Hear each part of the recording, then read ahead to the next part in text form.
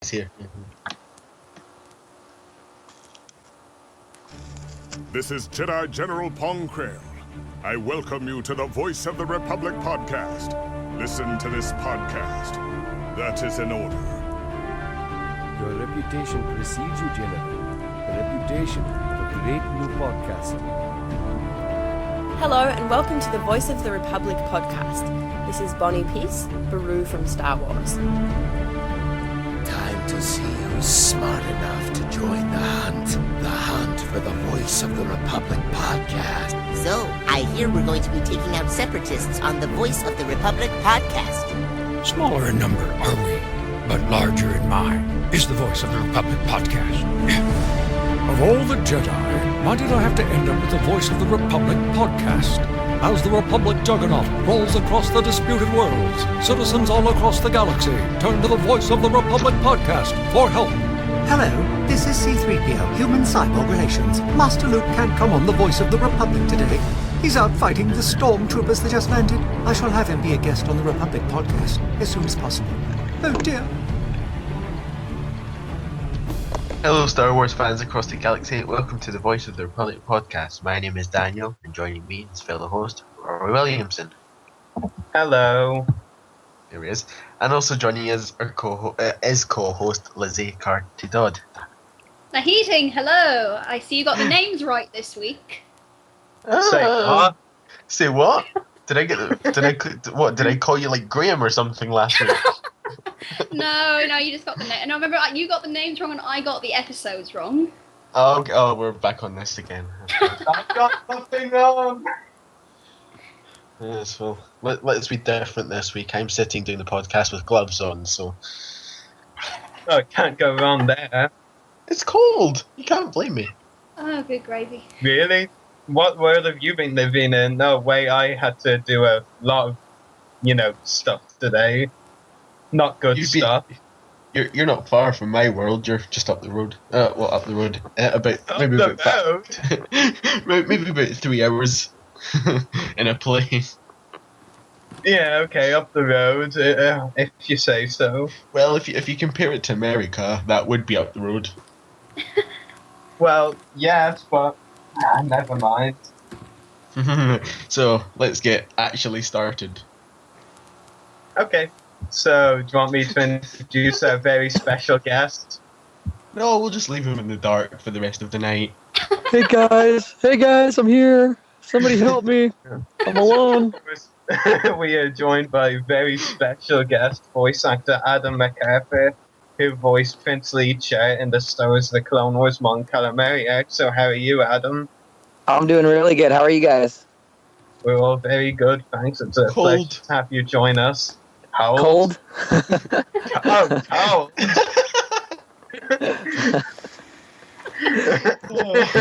Oh, dearie me. Yeah. So, Daniel, do you want to start with the questions? Whoa. There's going to be questions? I'm just kidding. Yes. I'm just kidding. We're going to bombard you all evening with questions, so... As long as you ask them all at the same time. Oh, dear. Everyone ready? Yeah. I don't know, I might have to rain check. Oh, okay. Daniel? But yes, my first question for you is, what was your experience like on the Clone Wars? Oh, man. Well, that is... can you still hear me okay? Yeah. Okay, good. Yeah, it was amazing. I mean, everything from the audition process to going in and recording the episodes, everything was awesome. The interaction with the other cast and, when they record as an ensemble, so everyone's in the same room together. So, being in the room with Tom Kenny and Dee Baker and everybody was just, it was pretty cool. Awesome. And my second question is, as a child, did you watch any of the Star Wars movies, or was your role in the Clone Wars your introduction to Star Wars? No, I think, like most people, I definitely saw the other, all the movies and everything. What's fascinating, though, is when I was younger, I had, my parents were really strict, and I have done martial arts my whole life. So a lot of my free time was spent in practice and in training. And I didn't get to see a lot of TV and movies, the typical kind of kid stuff. So my first experience with Star Wars was actually episode 1. So I saw that, and then I got to go back and watch, the originals, and was completely blown away. So that was, I didn't go from those to episode 1. So, everyone was hating on episode 1, but I got to enjoy it because it was my first experience. Power to you. What'd you say? I said power to you. Oh, well, power to you too. Thank you. Power to everyone. Don't worry, Lizzie, you'll get your turn. Sorry, just had to chime in there. Anyway, carry on. But yes, so thank you for answering my questions, and I'll hand you over to Rory now. Okay. So my first question for you, Adam, is how did you get the role of Prince Leacher on the Clone Wars? Okay, well, it was pretty much like any typical audition. I went in, I got first I guess I got an email saying I had an audition, and I went in, and the thing about Clone Wars is they're pretty secretive in terms of casting. They don't want to give away too much of the plot lines or even let you know what you're auditioning for. So it had some code name. The character wasn't named Leechar. They just sort of had a basic voice description of what they were looking for and a few lines. And then I got a call that said I booked this, project that was by a different name. And I went into the recording studio, and lo and behold, I'm standing in a room where they record Clone Wars, and I almost passed out. Nice. I think all of us would have been like that if we were in your shoes. God, yeah. It was really, really cool. Definitely. My second question is, did you enjoy your character's development throughout the arc? Yeah, what was cool about Leechar was, in the 3 episodes that he appeared in, he really had this awesome arc, which was a lot of fun to get to play.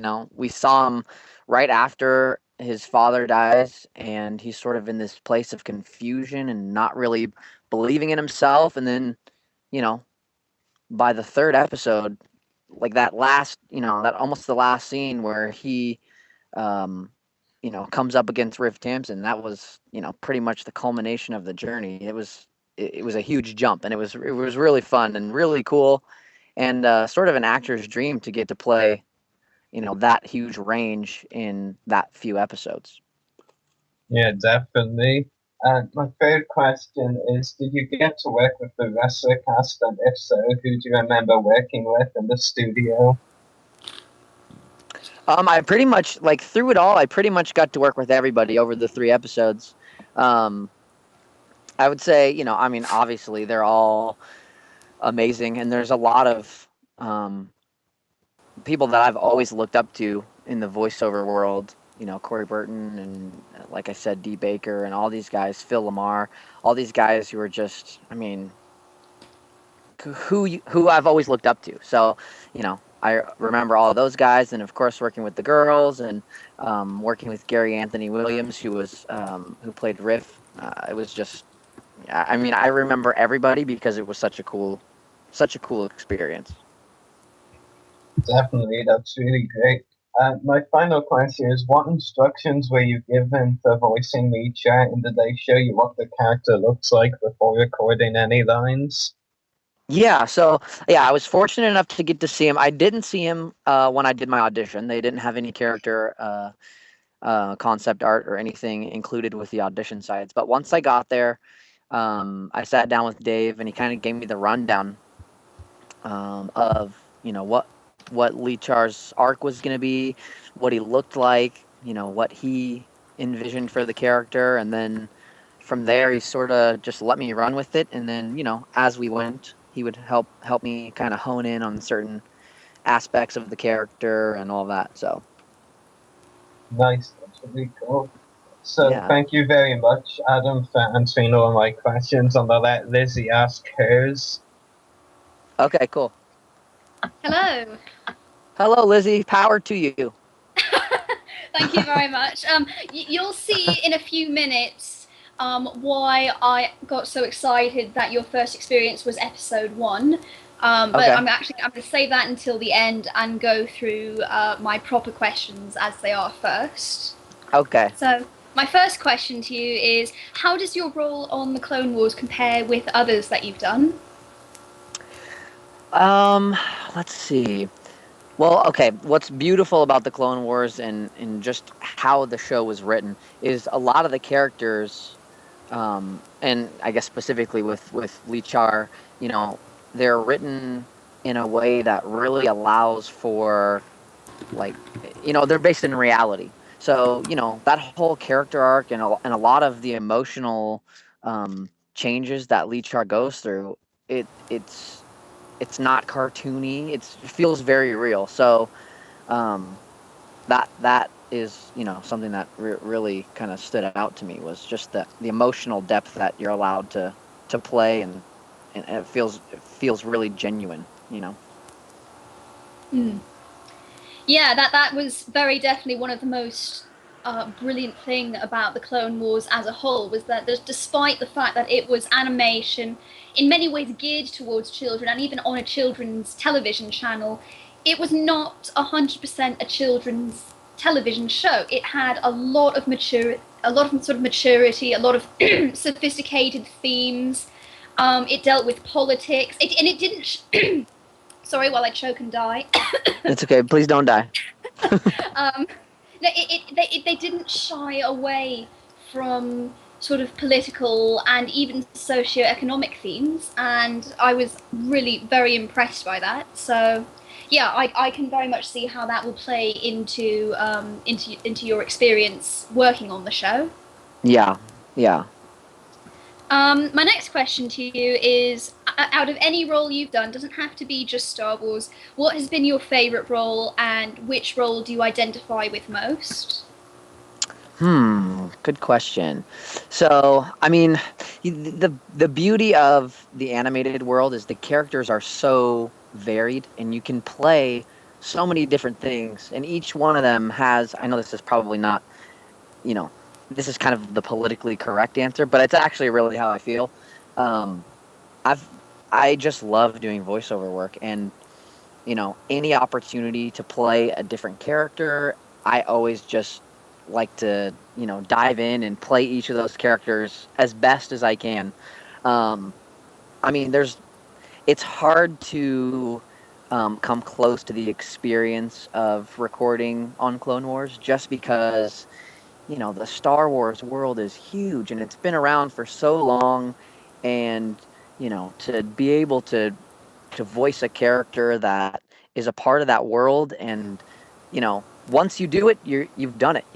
It's almost like you're a part of history in a way, just because, you know, the reach of Star Wars is so far, which, you know, so that in addition to the fun I had actually voicing the character, what, you know, makes Star Wars hard to touch. Now I just started recording a new series that's going to be on the Disney Channel coming out next fall, and it's much more cartoony, and the character that I get to play on that he is so much fun. So I'm equally as excited about that. Unfortunately, I can't say too much about it, but I would say that, you know, that one now that I just talked about with Disney, and then Prince Lee Char are probably my two highlights. Right. And I mean, I want to say now, don't discredit yourself. I mean, you said it's like being a part of history. It is very much being a part of history. You are now permanently a part of the Star Wars universe, the Star Wars canon, and especially the Star Wars history. So, like I said, don't discredit yourself with that. Oh, and stop, Lizzie, you're making me blush. No, I expect every single person who is listening to this will agree with me on this, that as soon as you've made an official contribution like that, you're part of it, whether you like it or not. So, really, you know, don't be afraid to admit that, and don't discredit yourself. So, thanks, Lizzie. I feel like you just gave me power. How do you? I mean it very much. I've been a Star Wars fan since I was 4. It's been a dream of my own to actually be able to contribute. Can't speak. Contribute. I can't speak. Oh my god. Contribute to it officially. Oh my gosh. What are you trying to say, Lizzie? Oh my gosh, shut up. Contribute to it officially, and I mean, if I ever got that chance, you know, I would seize it in an instant. So you've had the chance. You're part of Star Wars history. So be proud of that. Cool. I am. Right. My third question is Mon Calamari, which, as you know, are the species that Princely Char is. They goes back as far back as the original trilogy with Admiral Akbar, who you may not know is a pretty big fan favorite. Right. You said that your first experience with Star Wars was actually Episode 1. I'm assuming you've seen the original trilogy, but did Admiral Akbar, if you have, stand out to you at all? Yeah, but I think probably because he is such a fan favorite and sort of a, you know, pop icon in a way. You know, everybody's. I mean, before I had seen the original movies, I'm sure I had seen, you know, a T-shirt with "It's a Trap" somewhere on it. So yeah, I mean, I would say he definitely. I can't remember, you know, sitting there watching the movie exactly what I was thinking at the time, but I'm sure that he stood out. Right. And I mean, I imagine you probably never imagined that you would sort of become a part of that species at some point. Oh, no way. Yeah, no way. I think even as I was recording, you know, the first few lines of that first episode, I still wasn't. I was like, wait, where am I? Is this it? Is this really? Am I? Wait, hold on. Is this a joke? Am I here? You know, so. Yeah. I mean, effectively, you sort of worked alongside Akbar in some ways. So. Yeah, totally.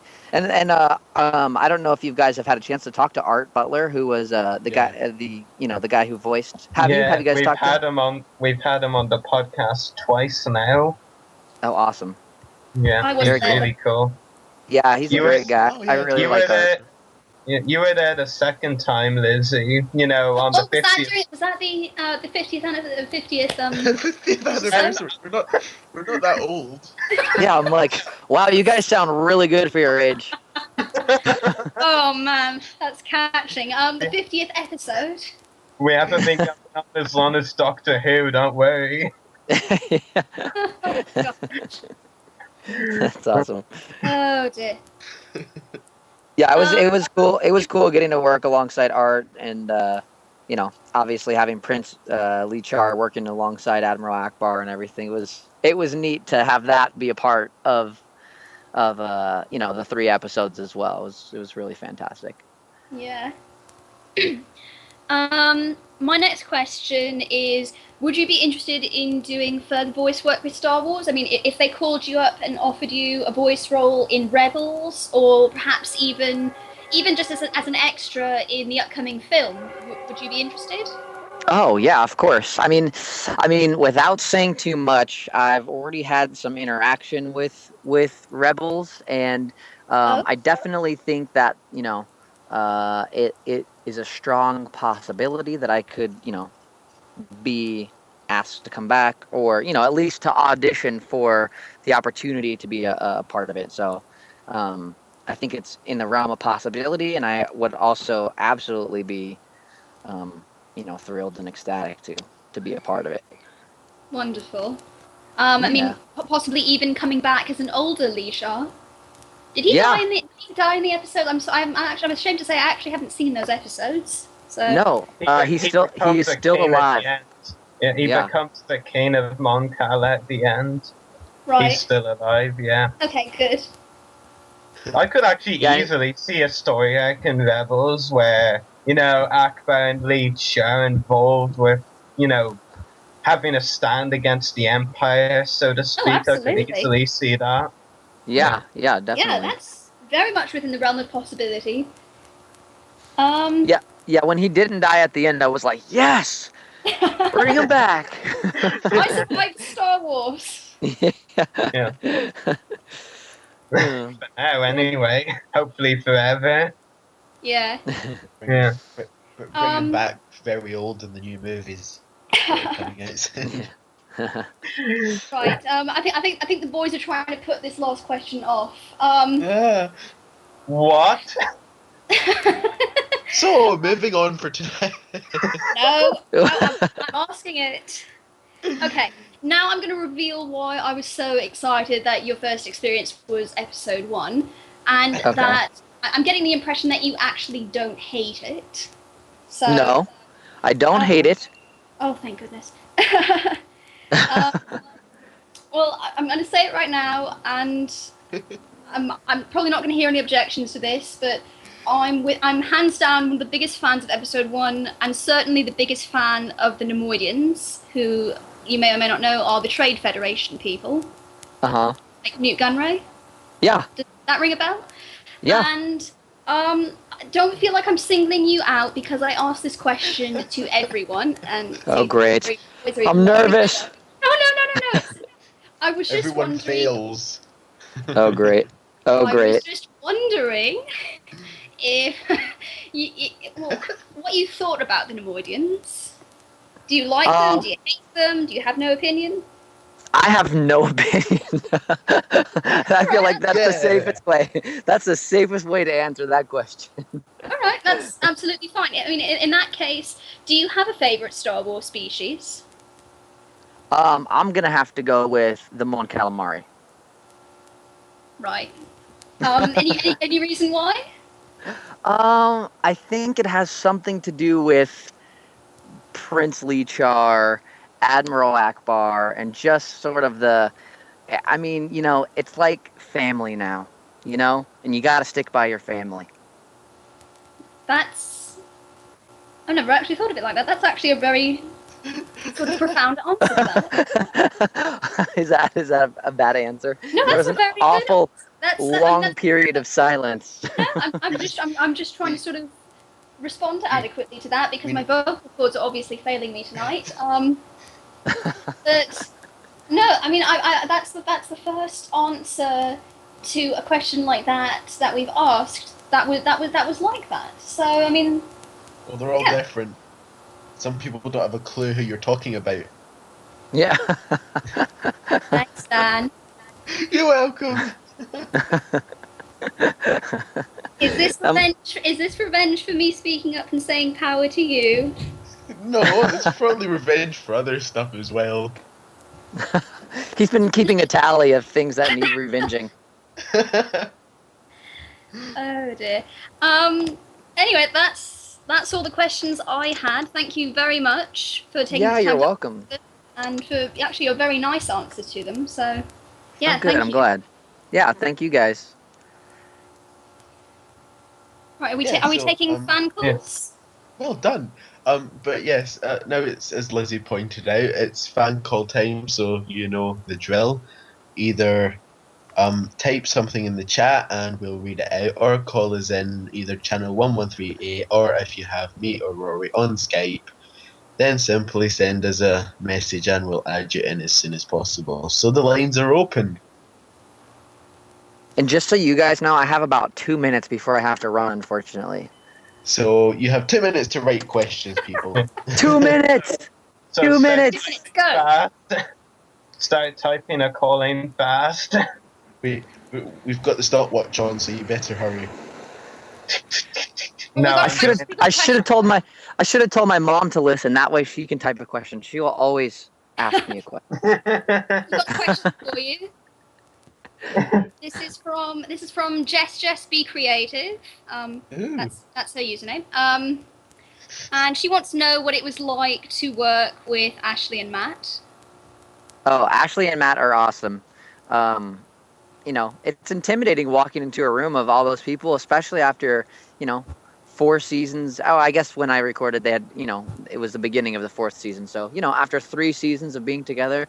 But the coolest part was everybody, Ashley and Matt included, were just so nice and welcoming, and really, you could tell they just loved what they were doing. They loved making the episodes good, which means, when new people come in to guest star on episodes, they make them feel welcome, and it's all for the betterment of the show. So they were great.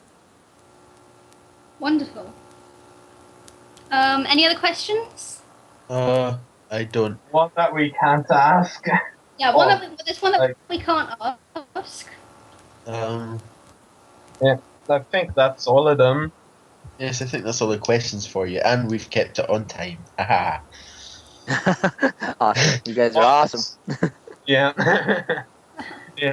So thank you very much for joining us today, Adam. It's been a pleasure having you on the podcast. You're so welcome. Thank you guys for having me. I really appreciate it, and I hope I answered your questions well. Yeah, you did, definitely. And just think, if you come back, you won't need to put up with the Neimoidian question again. Okay, now just because you've said that, I may actually ask him again with more detail. Oh no, sorry. Run, just run. Yeah. You can blame Dan for that one. Don't take your revenge on him out on me. All right, you guys. Yes. Thank you so much. Thank you for your Thank time. you. It's been an absolute You're welcome. pleasure. All right, I'll talk to you guys later. Bye. Bye bye. So yes, so that was definitely fun. That was a fantastic guest. Yes. He I definitely. cannot believe I spent 10 seconds stumbling over a word. What was the word again? I think I was trying to say, like, I wanted to contribute or something like that. I just couldn't get the words out. Oh my gosh. That happens every day. Why did it have to happen on the air? Because the air is fun. Oh, We need brother. the air. You're just randomly saying the air. We have to breathe the air. Ooh. But yes, you mean live. Good air. Whatever. You can contribute to this later. Is it just me or did Dan stumble over the same word as Lizzie? No. You did for like half a second, you liar. Oh my god. Just remember, Karma's a nerf herder. Guess what? We have episode 7 news and rumors again. I thought we actually got nothing on the 30th. Well, no one was expecting any. Wait. Do you read?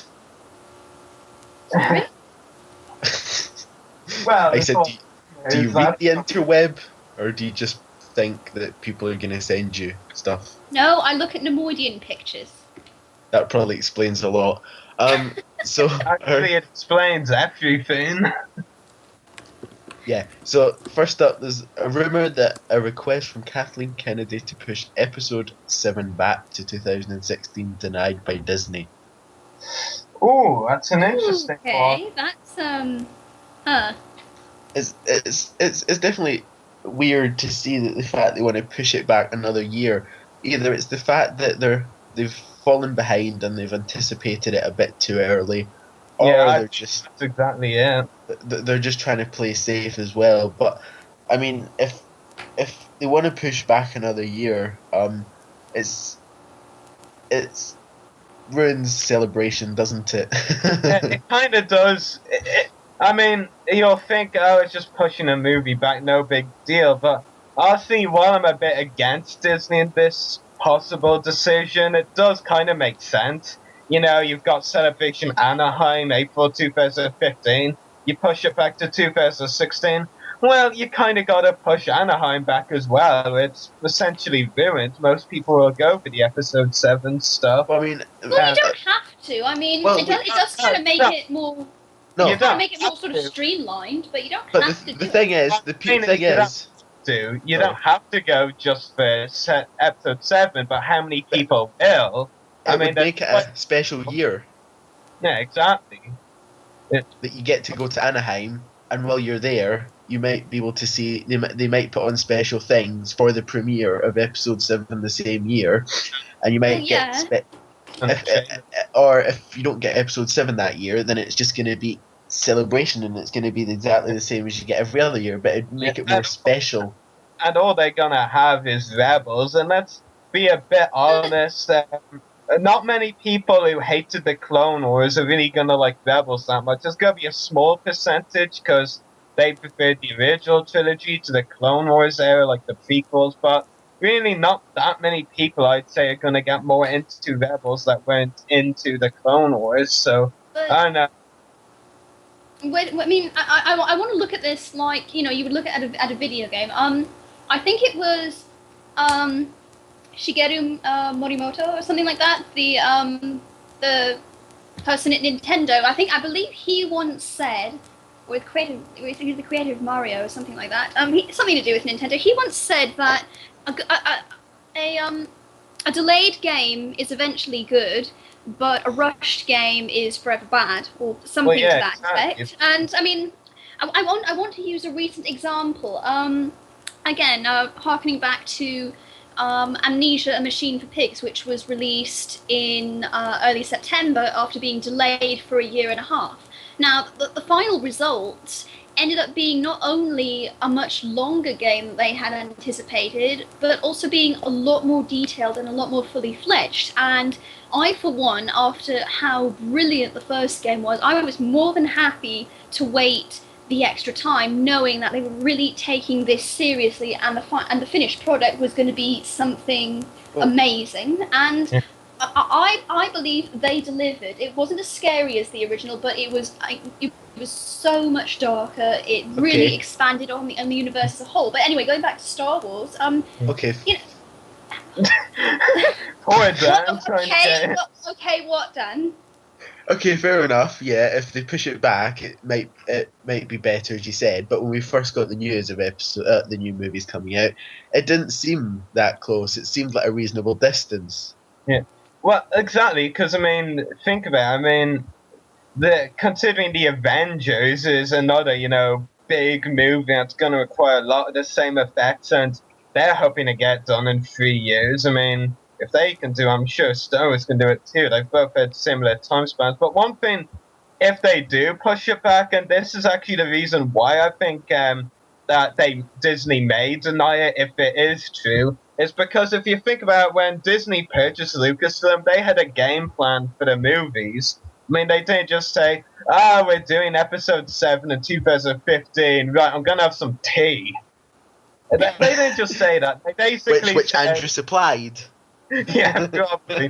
But their plan was actually this. It was like 2015, episode 7, 2016, spin-off movie, 2017, episode 8, 2018, whatever, I'm just going to go and lose myself saying it all, but you get my point. They had a game plan to do these movies one per year. One time actual story kind of movie, the next year a spin-off, then back to, the trilogy thing and so on and so forth, and then they do more trilogies and more spin-offs, I mean, if they push one back, they're going to have to push a whole lot of other movies back, and they are probably working on those other movies as we speak. It's not just like, right, we'll work on episode 7, and there's like, oh, well, what about this spin-off movie? What about Boba Fett? And yeah, they're going to be working on where the spin-offs are coming as well, and I really apologize for the stupid voice. I need to work on that.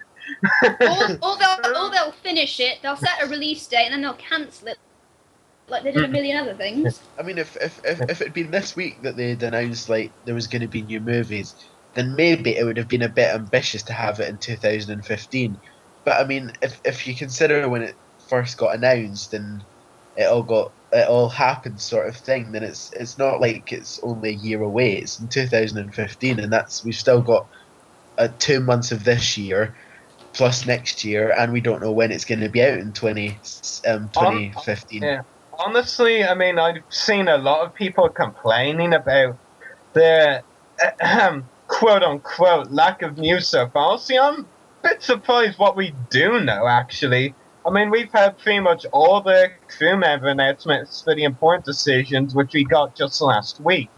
I think getting them at this stage, with the movie still over a year and a half away around that, I'd say it's a bit of a surprise. I think doing okay, I mean, if it is pushed back, okay. I mean, as long as we get the best movie that we can, and that they don't just rush it out there, then fine, whatever. I mean, I can see where Disney may be coming from if it does damage their game plan, as I said, but best movie as possible. And then again, maybe, and I don't want to jump on the sales right away, but maybe Bob Iger is a greedy son of a gun who wants money filling his pocket. Not saying he is, but anyone could be in a business. We don't know, but maybe Disney has been and seen what's happening so far, and they've seen that they're on track. That's maybe why they've denied it. We don't know that. Yeah, and the thing is as well, the rumor actually said that J.J. Abrams is on Iger's side. Like, he thinks that they can get it done by 2015, definitely. It's apparently Kathleen Kennedy, the producer and the writing team, that one that pushed back, as that's what the rumor says anyway. Yeah, well, maybe there's some divisions going on and divisions for big projects. It's going to be a tug of war until we find out what's really going to happen. Yeah, definitely. Yeah. And this, we kind of blocked off Lizzie a bit. Is there anything you want to say? No, I'm actually just having a good time listening to you two. I don't know. I still stand by saying that again. A delayed film, like a delayed game, is eventually good, but a rushed film is forever bad. So personally, I would be all for pushing back the film. I mean, I don't know. I can, in my mind, I can detach the film and Celebration Anaheim. Not least because Celebration 6 didn't line up with the exact 30th anniversary of Return of the Jedi. So. Well, Celebration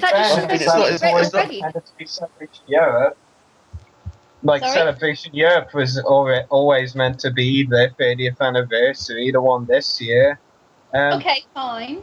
Yeah, one thing I do want to point out, though, we're going episode 10, and I'm sorry if I'm interrupting either of you, is I did read an interesting comment that I thought was actually pretty good, and I agree with. It was actually very interesting. One person correctly, I feel, pointed out, if they do rush episode 7 out and it turns out to be absolutely dreadful, then episode 7 is going to be the first thing fans really judge on the rest. Yeah, judge on Disney. I mean, if they judge, I mean, that's a very fair point.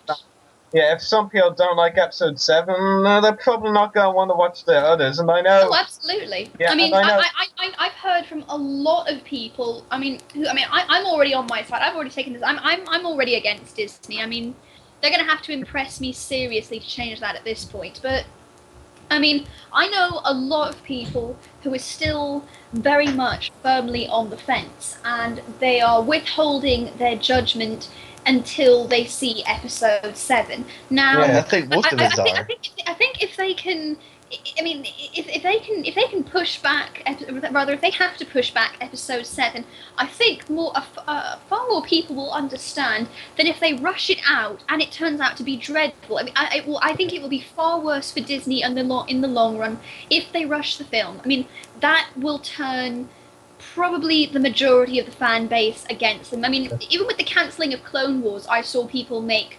180-degree twists on their opinion of Disney. They went from being completely for it and excited to suddenly realizing that they were handling things terribly, that things were getting cancelled left, right, and center, and they weren't giving us anything. They were making false promises and lying to us. But yeah, if they rush this film, then well, not you. I meant Rory. I could hear him laughing in the background. I don't remember laughing. But one thing I do want to also point out though is, I mean, I know we're all looking forward to Rebels. Well, me and Dana anyway. Lizzie getting a bit more hopeful for it, I'd say. Is that about right? Yeah, let's go with that. Hey. Can I make my opinion? I haven't gone into that yet. But anyway, what I was going to actually say was, I know, of course, Rebels is coming out before episode 7, but let's face it, many more people are going to be more excited for it and anticipating more a new movie than a new animated show coming out. I mean, Rebels will get nowhere near the amount of views Episode 7 will, so Rebels, I don't think it will even come into the equation when people are judging Disney. It really is just going to be Episode 7 they judge Disney on first. Oh, absolutely. And of course, because Rebels is essentially done by Lucasfilm anyway, because it's basically Lucasfilm animation under a different name. Yeah, exactly. Same team with a few improvements, might I add. Greg Weisman and Simon Kinberg. There you go. Not everyone are sitting on the fence with Episode 7. I mean, there'll be people that will watch it because it's Star Wars, not because they think it's going to be good or bad. But I mean, we're saying, if nobody likes Episode 7, nobody's going to watch Episode 8 and 9. But sorry for this, Lizzie, I didn't like Episode 1, but I watched Episode 2 and 3. None taken. No offense taken. That's actually the first time I've that's a good point. I mean, just because, people didn't like one of the prequels didn't stop them from watching the other three partially because... This is what I'm saying. Yeah. Well, it's not going to stop. I mean, it could be... Episode 7 could be bad, and, Episode 8 and 9 could be really good, or it could be vice versa. We don't know. I mean... I guess it's just a waiting game, really. Yeah. And let's face it. I mean, this is another good point I saw made in the community over the last few weeks. If when Episode 7 comes out and it is epic, it blows all our minds, it destroys the doubters' doubts. People aren't gonna remember all this, fuss about these rumors. I mean, they're just going to be thinking there and then, it was epic. I mean, they're just not going to even remember all this worry and, rumors, bad rumors floating about. I mean, they're all just going to forget it, really. So, yeah. I mean, that's just the face of it, really. If it sucks, however, they are going to draw back and start to think, okay, where did it go wrong? Where at what point did things start to go badly? Where were we ever given a hint? Was there a rumor that might have suggested this? Yeah, exactly. But I mean, they're going to have far more hindsight if the movie blows than if it does well. Yeah. Oh, definitely. I will definitely, and I have to say, if it does do really badly, then we're going to hear more about it. That if it does really well, and that's my position. Absolutely. Because, I mean, we still hear about Episode 1 to this day. Yeah, I know. I mean, and the fact is, Star Wars is singularly... There's my mess-up word for the evening, just for you. Huzzah! I don't feel so lonely now. Well, I did it on purpose, so you should still. But singularly, it's Star Wars is singularly the biggest movie franchise of all time. It has been for 30 plus years, 36 really, 37. Well, when A New Hope came out, okay, 36. But I mean, it's been a big franchise for that long. The news of new episodes from Star Wars is just big news. So, if we just got to hear a lot about it if it does really badly. So Disney definitely needs to make sure their head is screwed on right. I mean, we'll be sitting here in 2015 or 2016, either tearing the Disney apart with all the hate, or praising them and kissing their feet in some sense. Is that what Scottish people do? Because I'm not for it. I wee lad, that's what we do. I have no comment on that. But yes, also we saw Harrison Ford's contract has been agreed to be in the sequel trilogy. That's also a rumor. One thing that should be pointed out though about the rumor, well, actually a couple of things, and it did come from Jedi News, who are very reliable most of the time anyway. And actually, it does make perfect sense why it was stated in the rumor, that Harrison Ford would only agree a multi-contract deal. I mean, Harrison, let's face it, he is a big-name celebrity now and has been for a while. I mean, well, of course, Star Wars and Indiana Jones made him famous, though he would never to admit that. We saw him in Ender's Game. Yeah, which I honestly don't think is going to do that well, but I digress. But yeah. But Ender's Game, quick thing I'll say is it's like a mesh up of multiple sci-fi franchises into one. Okay, now I'll get to the rumor point. I mean, like I said, Harrison Ford is undeniably a big celebrity name. He isn't just gonna want to appear for one movie and just be a cameo role. Oh no, he'll want to he'll want to appear in them all. Maybe them all as cameo roles, but from the sense that he will be an important character in it. That makes sense. I mean, he is Harrison Ford. I mean, he's not just going to do it for the fun. He wants to make sure he's getting his worth, both money and time-wise and stuff like that. And one other thing as well, and this, which I felt when they mentioned in the rumor, was I thought the single definite thing they could say in the contract to make him definitely agree.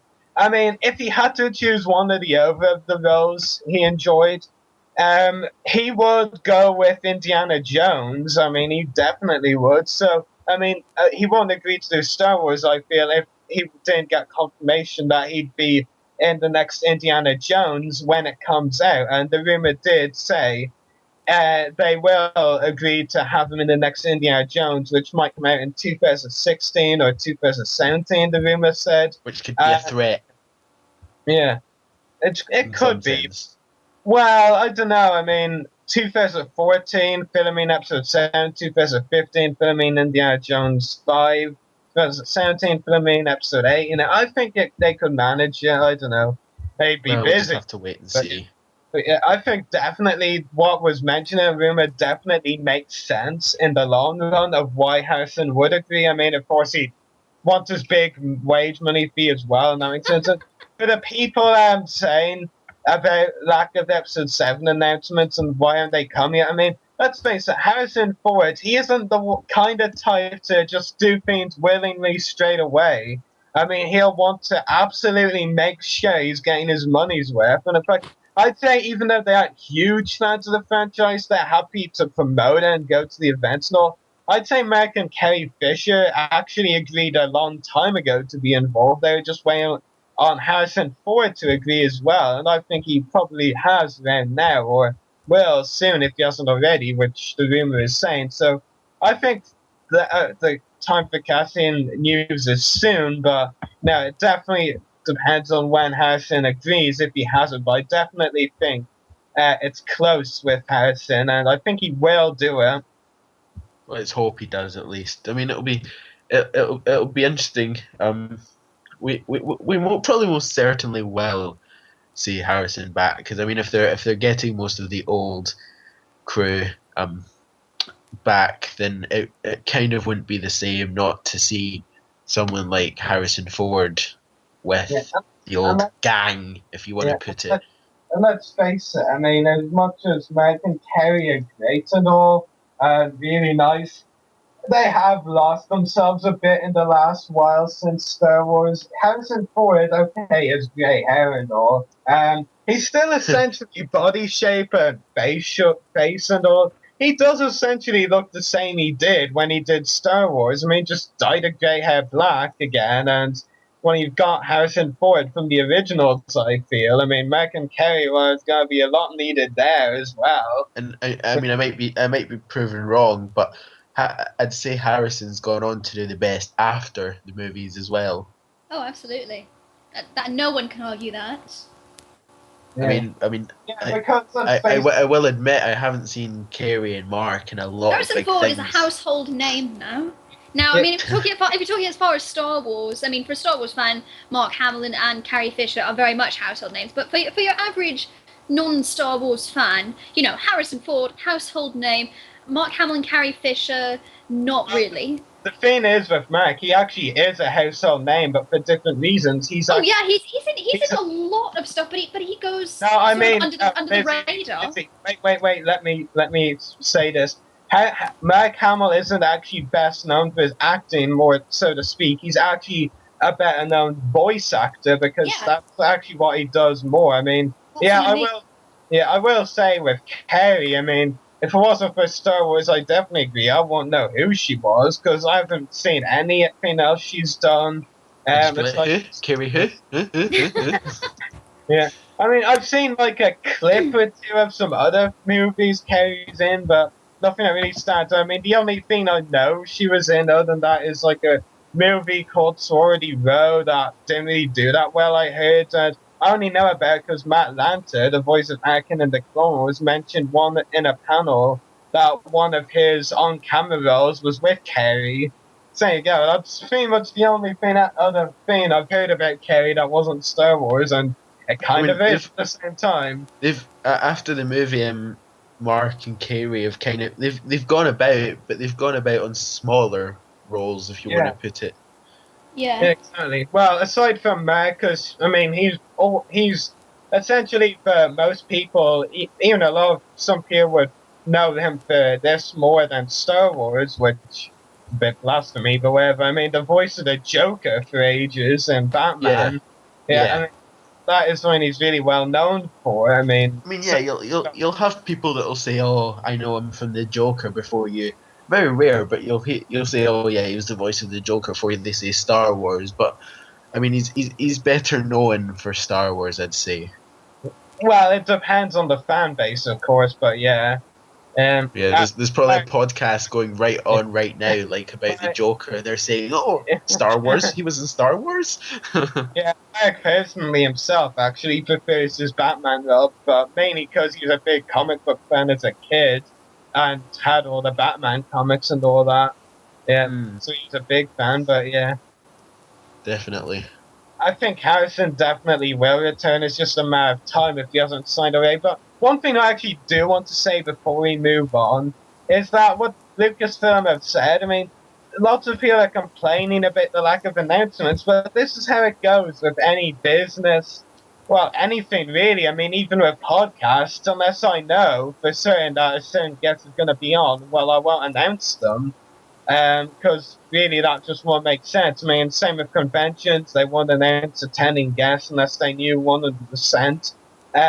It's the same with something like Lucasfilm and all this. They won't make announcements like cast or crew, etc., unless they know that they're definitely on board. And when they know, it's that moment on, they'll do it right away. I mean, if I remember correctly, J.J. Abrams was announced late at night when he was announced to be director. I'm not even sure if that's late at night our time or US times. But probably our time. Yeah. I think it was, I don't know, it was definitely very late. Actually, no, I think it was late for the US and early morning for us, come to think of it. Because it was after working hours in the US, so yeah, it probably was. Let's let it stay up till 3 a.m. to piss people off. Yeah, I mean, that's the simple thing. They'll announce it when they know. If they don't know, well, they're not going to announce it, are they? I mean, if they're 90% certain, well, they still won't announce it. They can just announce anybody if that's the case. Oh, but by the way, we're going to have George Lucas on the podcast next week. You can just say announcements, but they don't always mean they're real. Yeah, not impossible though. Well, not impossible, but it doesn't mean that just because somebody says something, it's going to happen next week. Exactly. Yeah, but at the same time, these companies have an image, and they have. I mean, they have certain regulations they have to follow as well. We're a podcast. We don't follow that. So yeah, I mean, like you said, we can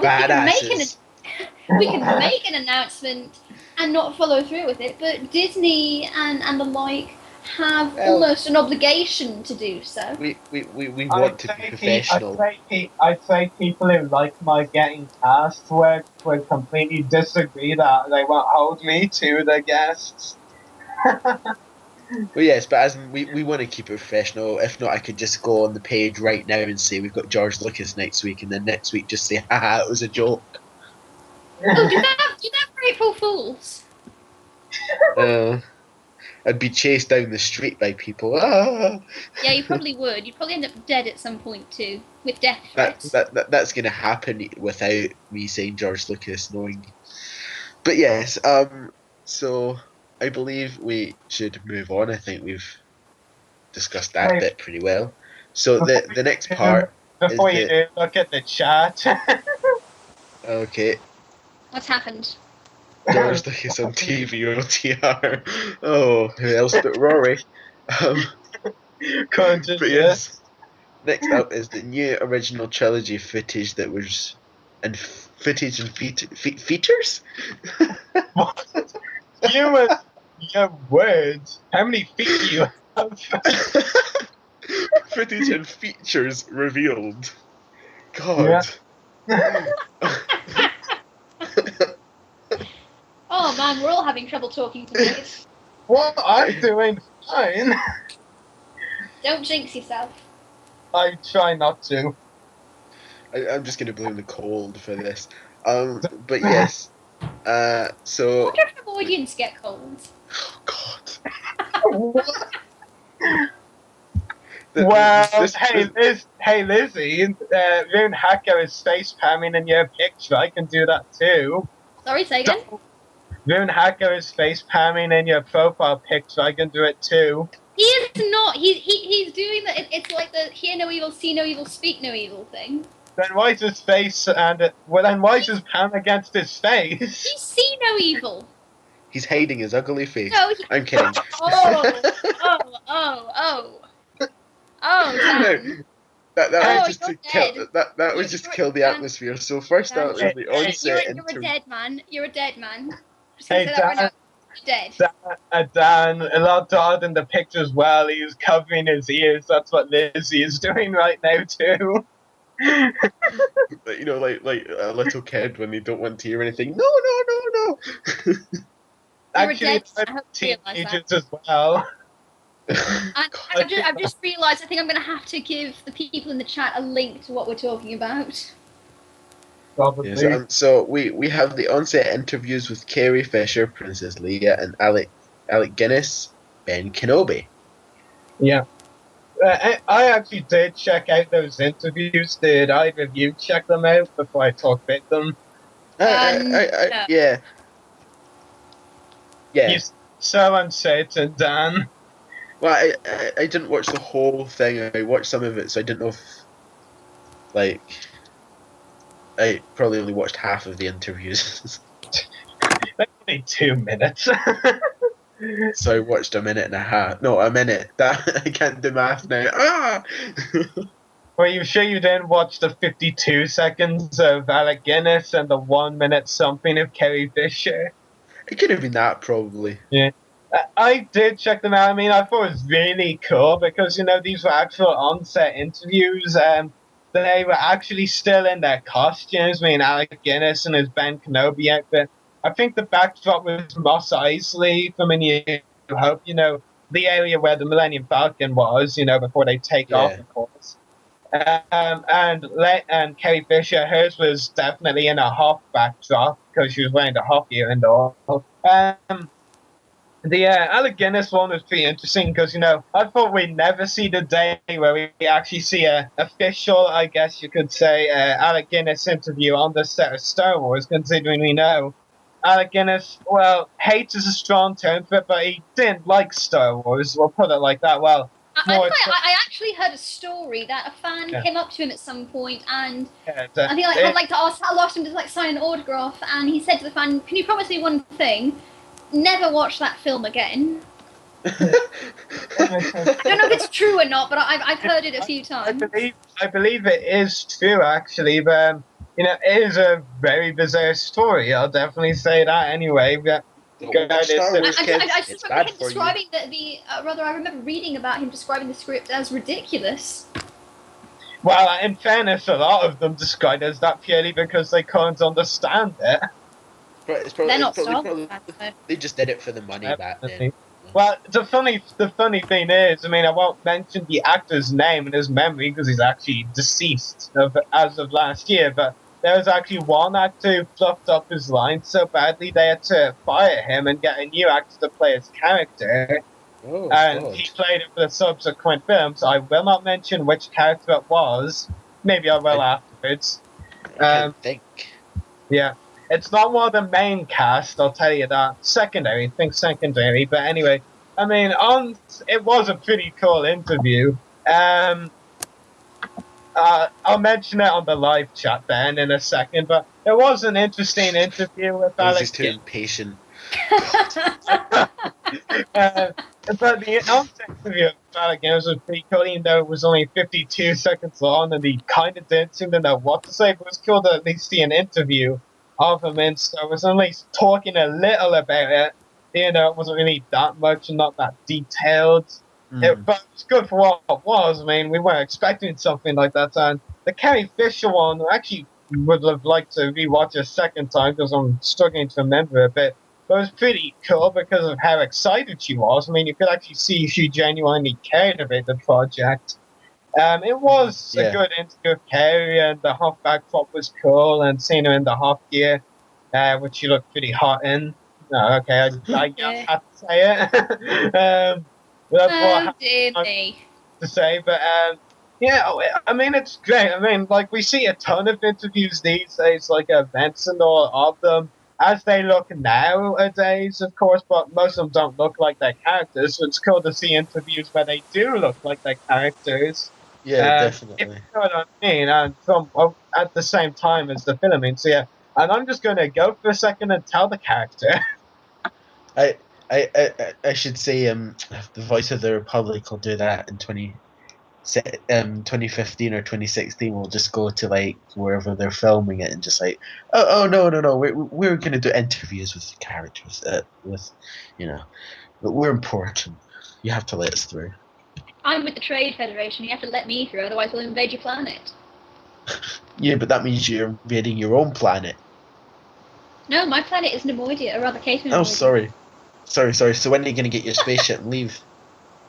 When Lord God comes to pick me up. Or Teha. So in that case... Oh, I'm expecting them any day now. I should get my bike and like thing me up as a Trade Federation ship and cycle down to Exeter as a joke. They just blow you up. Just like, I'm here to pick you up, Lizzie. You're gonna go to the reactor and blow the ship up, aren't you? Yeah. Character. But be quiet, you two. I posted the character. Now you know. Oh, I knew about that one. I knew about that character. Well, only because I told you, but apparently I didn't know he died. Oh. Yeah, he died last year. Actually, it was kind of interesting because it only came to people's attention this year. I mean, I only found out about it in like April, and I was thinking, oh, another one recently died. I look online, he was dead in December of last year. Oh, so not this year then, but yeah, I mean. 2012 was and 2013. I mean, those have been really bad years for losing Star Wars actors. Oh, God, yeah.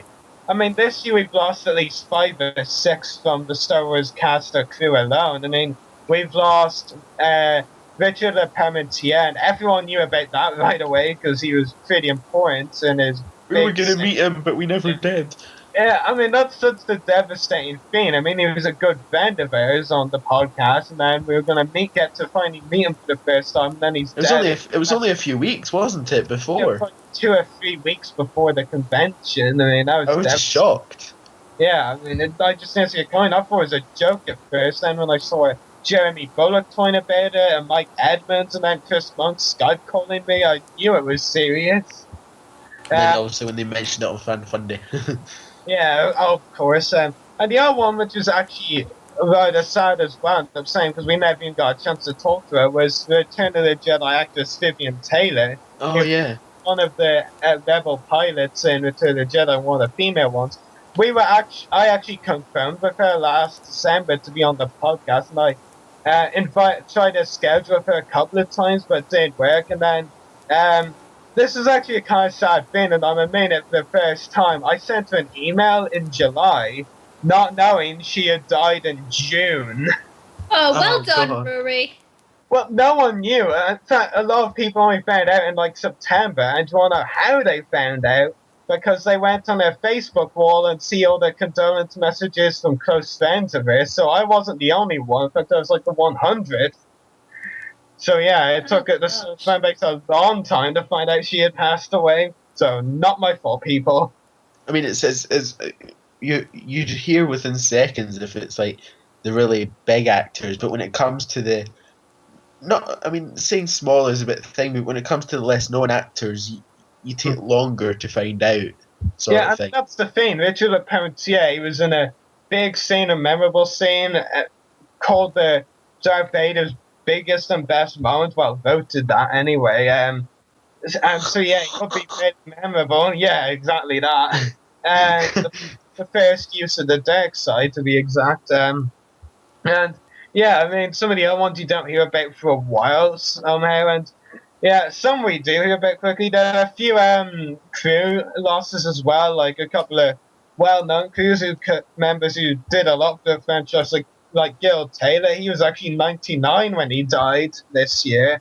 So he was just short of 100. Then there was Stuart Freeborn, who was key for a lot of the creatures of the original trilogy. Yeah. Yeah, he passed away as well this year.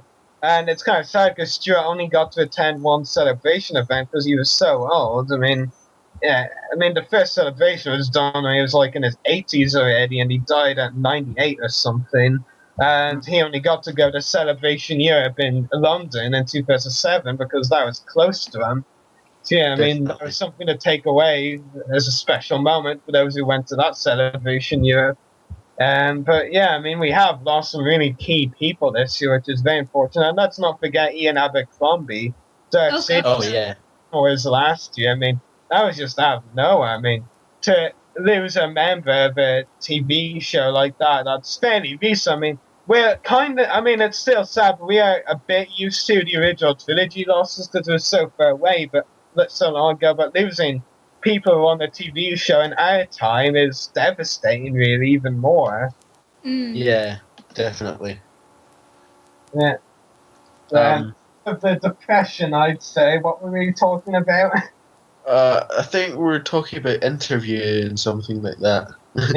Yeah, we're talking about the interviews with Carrie Fisher and Alec Guinness and the various alternate takes of movie scenes. I have to confess, I got around to watching the interviews, but I didn't get to watch the alternate scenes. I've heard they were fairly interesting, though. I'll definitely check them out later. But yeah, I mean, it should be interesting to see what happens, like if it's actual, fully edited scenes, or if it's, just not fully finished with the effects and all. And it's, you know what I say. You know what I'm saying. Yeah. Yeah, I think I'm making sense. We'll just pretend you are, if not. Yeah. You've affected of all that, and have you seen the alternate takes? I'm guessing not. You haven't seen the interviews. No, I actually started to watch one of them, the alternate takes, the one where they're in the hangar. I can't remember which one it is. It's in black and white, but I can't remember which one it is. But yeah. Yeah. Which movie did you think it was from? I'm trying to think what scene it was. My memory goes so quick that, believe me, I probably can't remember half of what I watched. But yeah. Yeah, just yeah.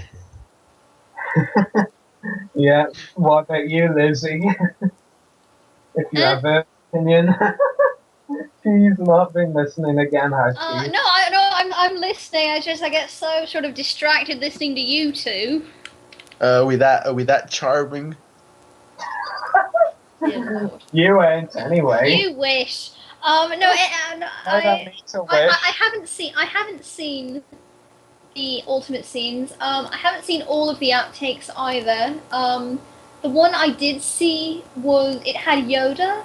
I have to say, I mean, it was very. I mean, he had the same lines, but he had a sort of different intonation as he read them. And I mean, maybe it's because I'm so used to the official way, but the way he spoke, the way he read them, it gave a completely different feeling to the scene. It didn't have that sense of urgency, that sense of despair, that sort of, that whole sort of end of his life feeling that we got in the final film. I mean, obviously, this was an outtake. This, for all we know, it may have just been a rehearsal of some kind, but I don't know. For me, it was just very interesting to see, again, how a different intonation just changed the whole feeling of the scene, and just again in the actual film, made it so much, just from the way he was speaking, made it so much darker and heavier. Yeah, definitely. Yeah. So you both ready to move on? Yeah. Yeah, so our next topic, I believe, moving away from episode 7, finally, I think we've covered that pretty much. Well, and the original trilogy stuff too. Well, I think we've covered that pretty much well now. We have some Lego stuff to discuss. Yay, Lego. For me to So talk about. there was some Lego Star Wars 2014 set preliminary. Oh no, it's spreading. Preliminary images. Then again, it's worse than my spelling. I'm always so tempted when typing save into one of those preliminary pictures. I'm always so tempted to I always type for some reason preliminary. But yes, Actually, I don't say that. But yeah. 75036 is the Power Troopers Battle Pack and 75045 AMV7 Mobile Cannon. So if you'd like to discuss that while I'm gone, I need to go and get my charger quickly. Okay. One thing I do want to point out, because every time preliminary images come out, there's always someone or some people who don't realize the actual meaning of preliminary images for the Lego sets. It's basically a very early version. It basically can look it gives you a kind of idea of what's coming in the set, but it's like nowhere near finished, and in these cases it's definitely nowhere near finished, because I will discuss what's shown there in the Utapau Troopers Battle Pack. We're basically known to be getting 2 airborne troopers, which just looks so badass in Revenge of the Sith. If you remember those trooper variants, they were just really cool. And then we're getting 2 regular 212 clone troopers as well, which is really cool. And vehicle-wise, to battle them, we're getting a slightly scaled-down version of the Tri-Droid, which is still cool because, or the Octopia droid, whatever you want to call it, from Revenge of the Sith, mainly seen on my Geeks. Anyway, we're getting a scaled-down version of that for the Battle Pack, which isn't anything different because we've seen scaled down versions of vehicles for Lego Battle Packs before. That does look fairly accurate. I mean, the clones were very preliminary. I mean, the helmets were pretty much blank with no printing on it. Same with the bodies and all of that. So the clones are very early, but we do know what they are going to be when the final images come out. Tri-Droid, it gave us an idea of the shape and design of it from Lego. But yeah, the printing and colors and all that are definitely far from finished. But yeah, 7405 AV7 mobile cannon from the Clone Wars. The cannon, I'd say, is pretty much near completion. It does look a very accurate to how it should look. Maybe a bit smaller, but no complaints really, I'd say, from me. It does look very accurate. I mean, the main figures in that set obviously very preliminary. We know we're getting a new Plo Koon, a new Commander Wolf, a new Wolfpack Trooper. But as the images are very preliminary, what really shows us is a Jedi with Pong Krell's torso and Medivh Veb's head. No, we're not getting that.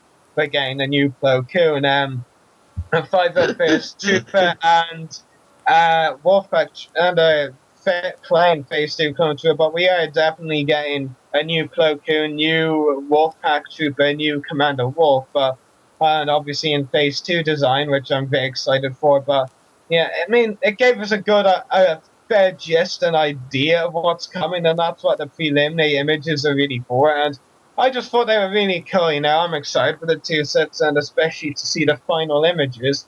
And also, I might quickly point out as well, there have been slowly, gradually leaked images of new minifigures coming, and there have been some cool-looking ones, like a 41st Elite Clone Trooper, which is going to be coming. There's going to be 2 of them in the Battle Pack. I believe one of them might be releasing one of the bigger January sets as well, but I can't be sure.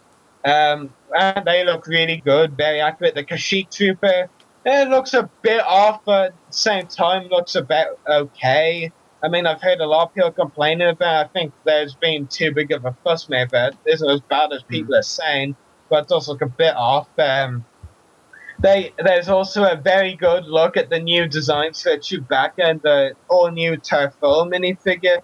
both rookies, and they look amazing. Can't believe it took that long to get an accurate Chewbacca minifigure. Yeah. I mean, they've always, for like so many years, they've gone with this non-printed version that looked like, well, muck, really. And now we're finally getting something that looks very accurate to Chewbacca, and I can't wait for it. Yeah, that's all I have to say Lego-wise. I won't keep you waiting too long. You forgot about the 2 Nemoidians that are coming out next year. Don't forget, we've known about those for ages, and We just don't want to mention about them. We're getting 2 Nemoidians next year. I can't believe it. I'm so happy. And one of them is Teihao. Well, a Nemoidian pilot, but we can pretend it's Teihao. Rory. Well, if it looks like Teihao, that works. What? I can just imagine that episode when they come out. All we're gonna hear all evening is Teihao minifigure, Teihao minifigure, Teihao. It's gonna be torture. And she's not denying it, so we better cancel the show that day. Just about every episode you hear, Nemoidians, Nemoidians anyway. So how is it going to be any different if Nemoidians are just replaced with Teihao? Because it's going to be a new thing to play with. Oh, to play with? Oh God. Right, we're moving on. I don't give a damn. We're moving on. So next up we have Star Wars: The Black Series 6-inch wave 3 carded figure images that include Obi-Wan Kenobi, Luke Skywalker, Bespin, and Storm Trooper. Oh my gosh. Do you both want to take this on first of all? I'm kind of posting images in the chat. Do you have a picture of that Chewbacca that you were talking about? 'Cause I'm actually really curious about that now. I actually thought she was about to say something else, but that's good she didn't. Yeah, I'll post the Lego Chewbacca in the chat. Hold on. Daniel, you can discuss Hasbro. I've not seen them. But yes, it sounds... all the images for them, yay. Oh no, it's not for them. But yes, it does sound interesting. I've not actually picked up any of the Black Series figures yet. I'm just waiting for Neil. I've got the Padme from the 3 inch. That's all I've got so far. Because I've seen 6 inches, the bigger ones, not the huge ones, but the bigger ones, isn't it? Yeah, they're like 25 euro over here. I mean, if I've seen them. That's 100, and I'm like, do I really want to pay that? I've looked at them, and I've seen them in the other ones in the shops down here, and I've just looked at them and I've just thought, no, I don't want these in my collection. I mean, I don't diss the bigger figures or anything. I will admit I am picky with this. Prefer the smaller pictures. Yeah, figures. I mean that's a fair point of view, and I don't disagree. I mean, because, people after, let's face it, the Star Wars figure line, it's been going on for a while, even before Hasbro's time. I mean, some people, and I have seen it, have been reluctant to pick up 6-inch figures, purely because they're so used to 3 3/4 inch. So yeah, I mean, there have been people who have been reluctant. Okay, I think I'm ready now. Shall I talk about the coded figures, because I've seen them? Should we let him? Is this going to be Rory's rant? I don't know. Well, that might come a bit later. Maybe not a big rant, because I don't want to explode my mind anymore. Okay, we'll be nice and let you. Okay, thank you very much. Good boy or girl, whatever you want. Who, me or him? I didn't say anything. Yeah, exactly, him. No, now you're just confusing me. That's the idea. Anyway, the Black Series Wave 3 6-inch coded figures, Obi-Wan, Luke, Bespin, and Stormtrooper. The Stormtrooper I will start with first, because that's the one I actually like. I think they've pretty much face on the table. Well, actually, that's not really a good image, actually. But I think they've 100% nailed the Stormtrooper to perfection. It looks like it walked right off screen into a 6-inch action figure, and it looks amazing. I mean, I'm pretty tempted to pick that one up. As for Obi-Wan and Luke, they're two Run! misfits. No, I'm not going to rant, but anyway, I will say this. The clothing, the overall gear, it looks good. I mean, 3/4 of the figure look good. For Obi-Wan and Luke. As for the faces, that's where there's a bit of a problem. Luke, I can somewhat see the accuracy. There's some good to it, but at the same time, there's kind of something there that you can't really explain, but it just doesn't feel like Luke. You probably won't understand what I'm saying unless you see the picture. Yeah, I've seen it. Just doesn't really feel like. You just said you haven't. I've seen it now. Oh. Yeah, it's just something there. You should have said that sooner. But it just. Sorry. But as for Obi-Wan, is that Ewan McGregor, or am I seeing someone completely different? Because I don't even see a slight resemblance. It's his long lost brother Eduardo. Probably, actually. But I mean, aside from the fact that they've got the facial hair color correct, I find it's kind of a bit nuts, half and half, I'd say. It just doesn't really feel like Obi-Wan. I don't know. I mean, I just don't see Obi-Wan in that face. Luke 50-50, I can somewhat see it, and in some ways can't. Obi-Wan, I don't even see the resemblance, to be honest. I mean, I think that one turned out really... The Black Series are some of the worst likenesses in a while. Yeah. It's especially bad when it's a 6-inch and they're supposed to be collected. A 6-inch that you're spending $20 or worse, £20 on. Yeah, 25 € over here. I'd rather spend my money on the Walking Dead figures that actually look like the show. Thank you very much. So you're spending that much money for a figure that doesn't even look like who it's supposed to be and looks like his long lost brother Eduardo. Yeah, exactly. Eduardo, go suck it. You went in Star Wars. We're just like insulting this random person called Eduardo. Who said what though? I actually find it really strange if there was an Eduardo in the chat really angry with us. I don't think there is. Well, unless you have any relative to Ewan McGregor, then you're fine. You don't need to worry, Eduardo. Welcome to the Eduardo show. But no, some of them look good. I'd say the Maul looks good, the Sand Trooper looks good. Those are Wave 1. And the Stormtrooper from Wave 2 looks good. Here's a funny thing, it seems they can pull off generic characters better than named ones. I'm not saying Maul is generic, I mean the Sand Trooper and Stormtrooper because they're true builder characters, not named characters. I mean, Wave 2, I'm trying to remember who was in that. Oh yeah, there's Greedo with the big eyes and the even bigger duck face. Oh yeah, duck face. That one was just awful. That's where duck face originated. Greedo, the original duck face. Yeah, exactly. Who else is in Wave 2? Actually, on another topic, I know there's an Anakin in Revenge of Sith coming in Wave 4, which will be released next year. We don't know any other figures in that wave. But that Anakin, that doesn't even look like Anakin. It doesn't look like... well, not like Anakin. I don't know. I'm lost. I'll probably need to post the image in the chat and see what they say. Yeah. It's also Eduardo. Yeah. Well, maybe not. Maybe Rodrigo. Oh wait, we have a fan called Rodrigo. Better not use that. We'll just call him Dario. Yeah. Okay, poor Dario. He's in the chat. Actually, one thing that I do like from Wave 2, there's a Han Solo, and he actually looks perfectly like Harrison Ford. That likeness is pretty amazing. So yeah, that's a good one. There was a Slave Leia in Wave 2 as well. I won't say much more, except it was awful. It looked like an oversized Barbie, and trust me, there's that.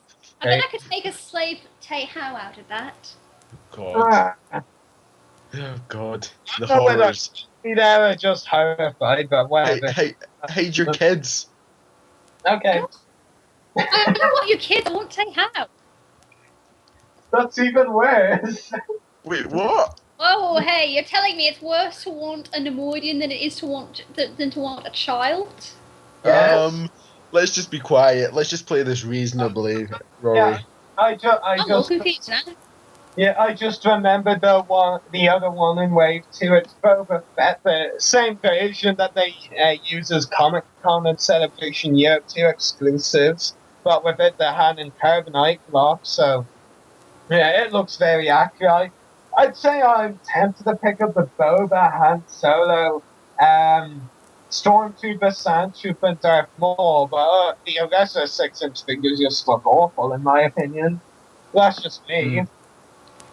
Yeah, I mean, I've said it, and I've said it many times, and I'll say it again. I really don't understand the hype that's surrounding these 6-inch figures, because both not the 6-inch, but rather the Black Series line, because both the 6-inch figures and the 3 3/4-inch figures are not only outrageously expensive, but they have some of the worst likenesses in a very long time. They have the most dull packaging, and they come with almost nothing.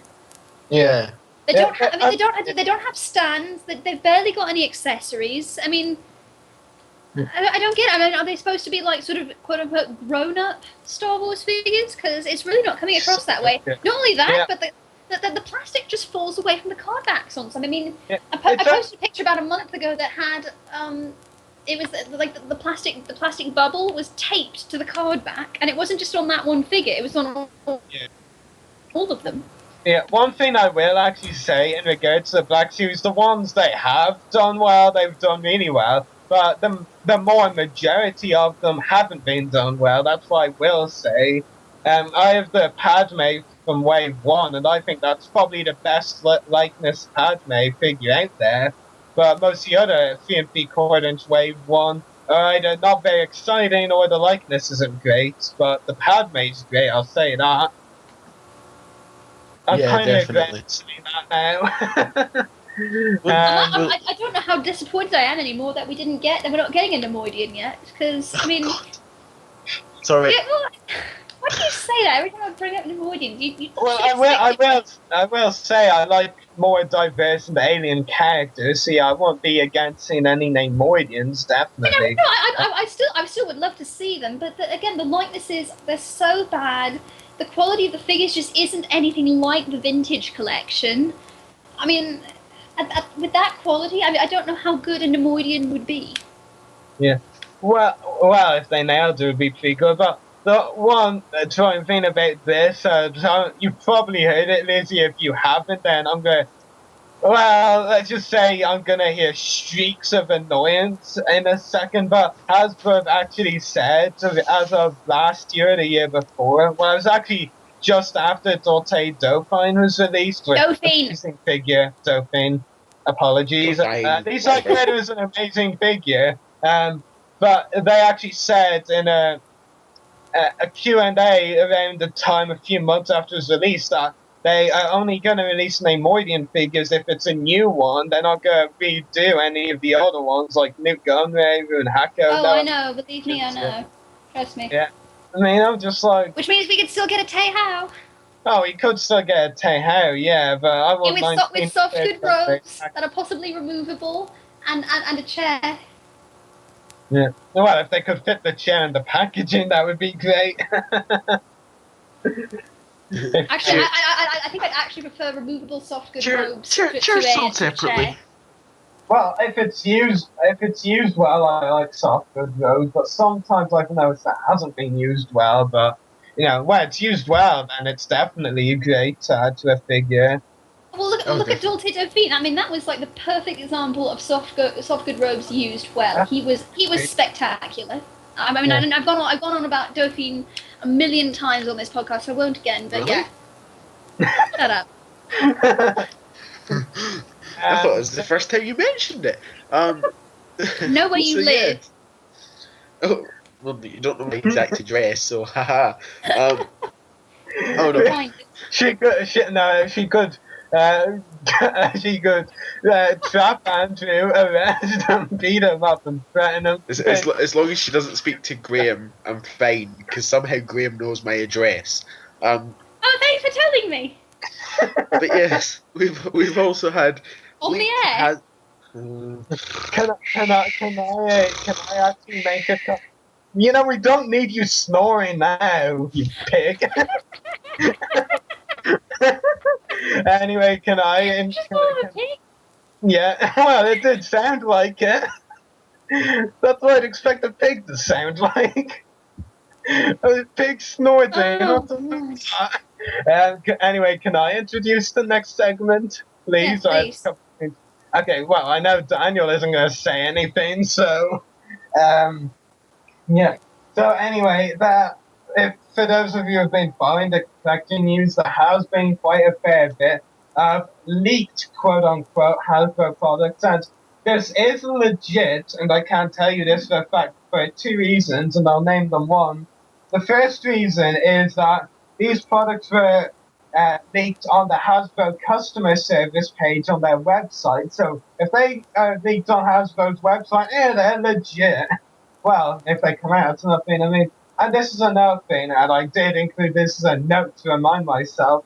Hasbro, it has been confirmed by the collecting website GI Temple Archives, who are keeping up with this. Hasbro took all these products down off the customer service page a day after they were leaked. So if they took them down, that's going to mean something. That means all of them, because there's quite a lot, and a lot of people think cat figures. I know people would really like to see. I mean, there's just way too many. It's like so too good to be true. But the fact that they took them down means some of them will come, I'd say, for sure. So yeah, it'll be exciting to see what does come out. There's one thing I will say, though, is it could well just be diverse of some things that are coming, what might come, what might not come, or what was cancelled indefinitely.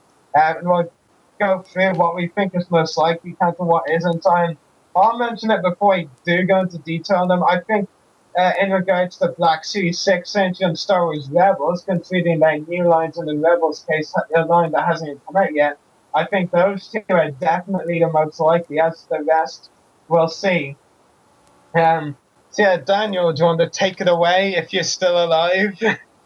I'm still alive, don't you worry. Not for long. Why? Well, you were the one who wanted to kill the Nemoidians. Is my cholesterol rate too high or something? No, but your insulting Nemoidians rate is very, very high. I do that on a day-to-day basis, even if you're not there. So first of all, we have the Black Series 6 inch. Ooh, again. That includes Chewbacca and New Hope. I could see it coming. I mean, he is a main character, so I could see it coming down the line. If it's really good detailed, if it's really good detailed and worth it, then it would definitely be worth it. But I mean, if they just do like what they've done with Obi-Wan Kenobi or any others that are really bad, then there's just not going to be a point in buying them. Well, even though I'm on the fence with the Mission Series line, I don't hate it and I don't really love it either. I mean, if they make it look like the Chewbacca in the Mission Series 2-pack of Han Solo, that's going to be dreadful. Oh, yeah. No, which Chewbacca figure I'm talking about. In fact, I'll throw the image in the chat for reference. But yeah, I mean, it's just so bad. I mean, oh, God. Bad's an understatement. Yeah, it really is. I mean, it doesn't even look like Chewbacca. It looks like Chewbacca, well, I don't want to say met Toy Story, because Toy Story is cool. But Chewbacca's lost cousin. Yeah, that's what I want to say it is, because that would be that nice. Okay, found a reference image, so I'll throw it up in the live chat. Actually what Hasbro did with the Chewbacca figure, listeners, the Mission Series. Yeah, I can say something, but it's not appropriate to say on air. Oh my gosh! Yeah, really. His colour's all wrong. He looks like the result of someone who had amoebic dysentery. Yeah, exactly. I mean, the face just looks awful. It's like Han Solo's not bad, actually. That's actually a fairly decent likeness for Han Solo, but Chewbacca looks revolting. The Han Solo likeness is actually pretty good again, but the Chewbacca one just I've put in added the Skype chat what I think it looks like. That's exactly what I was trying to get at when I said he looked like the result of someone who had amoebic dysentery. Okay. You don't know what dysentery is, do you? Yes. I didn't hear that part. You just went away. You won't understand, Dan. Oh, thanks. Just because I'm Scottish doesn't mean I don't understand words. Actually, it kind of does. Second, all we have the TIE pilot. Yeah, they could pull it off. I mean, I think the TIE pilot design, let's face it, it's pretty cool. But, no, it just really depends if they do pull it off well or not. I mean, I think if they do, it will look really good as a 6-inch figure. I would have to buy it. And as going back to a point I made earlier, I mean, they seem to be doing better at the generic characters like troop builders than the named characters with quote-unquote special features, I guess you could say. So I think they may nail the TIE pilot, so let's keep our hopes up. It would definitely be a figure worth buying if they do, I feel. Definitely. We also have the C-3PO 1. C-3PO from Empire Strikes Back. Oh, sorry. Yeah. C-3PO from Empire Strikes Back. No, it's again. Is this for 6-inch or mission series? Still 6-inch. Because that one I'm actually somewhat interested in. I mean, I have the rather disappointing R2-D2, which I actually still haven't opened, and even left him in the States with my mother. But that's how disappointed you are. Yeah, honestly though, I didn't feel like he was worth clearing room for him in my suitcase to bring back. So I'll deal with him when I go back to Colorado at Christmas. I mean, it's very sad because I love R2. I love R2 figures, but he wasn't worth $22. So yeah, I mean, I would still. I mean, a C-3PO would give you a full-sized figure, probably no accessories though. But if they do him well, I mean, although Hasbro, admittedly, hasn't done very good C-3POs ever. I mean, it took them the better part of 30 years to get a C-3PO that actually sat down. So, but I mean, I don't know. I kind of feel like I need him because I've got R2. Well, yeah, in fairness to your point about R2, Lizzie, that I've never really been interested in collecting aspects for that reason. I just don't feel they're worth the money. I mean, if they were charging a smaller price for them, sure, but the same price as all these larger figures, which come with much more. I've just never been tempted to buy a lot of aspects for that reason. If they were smaller price, I would definitely buy them.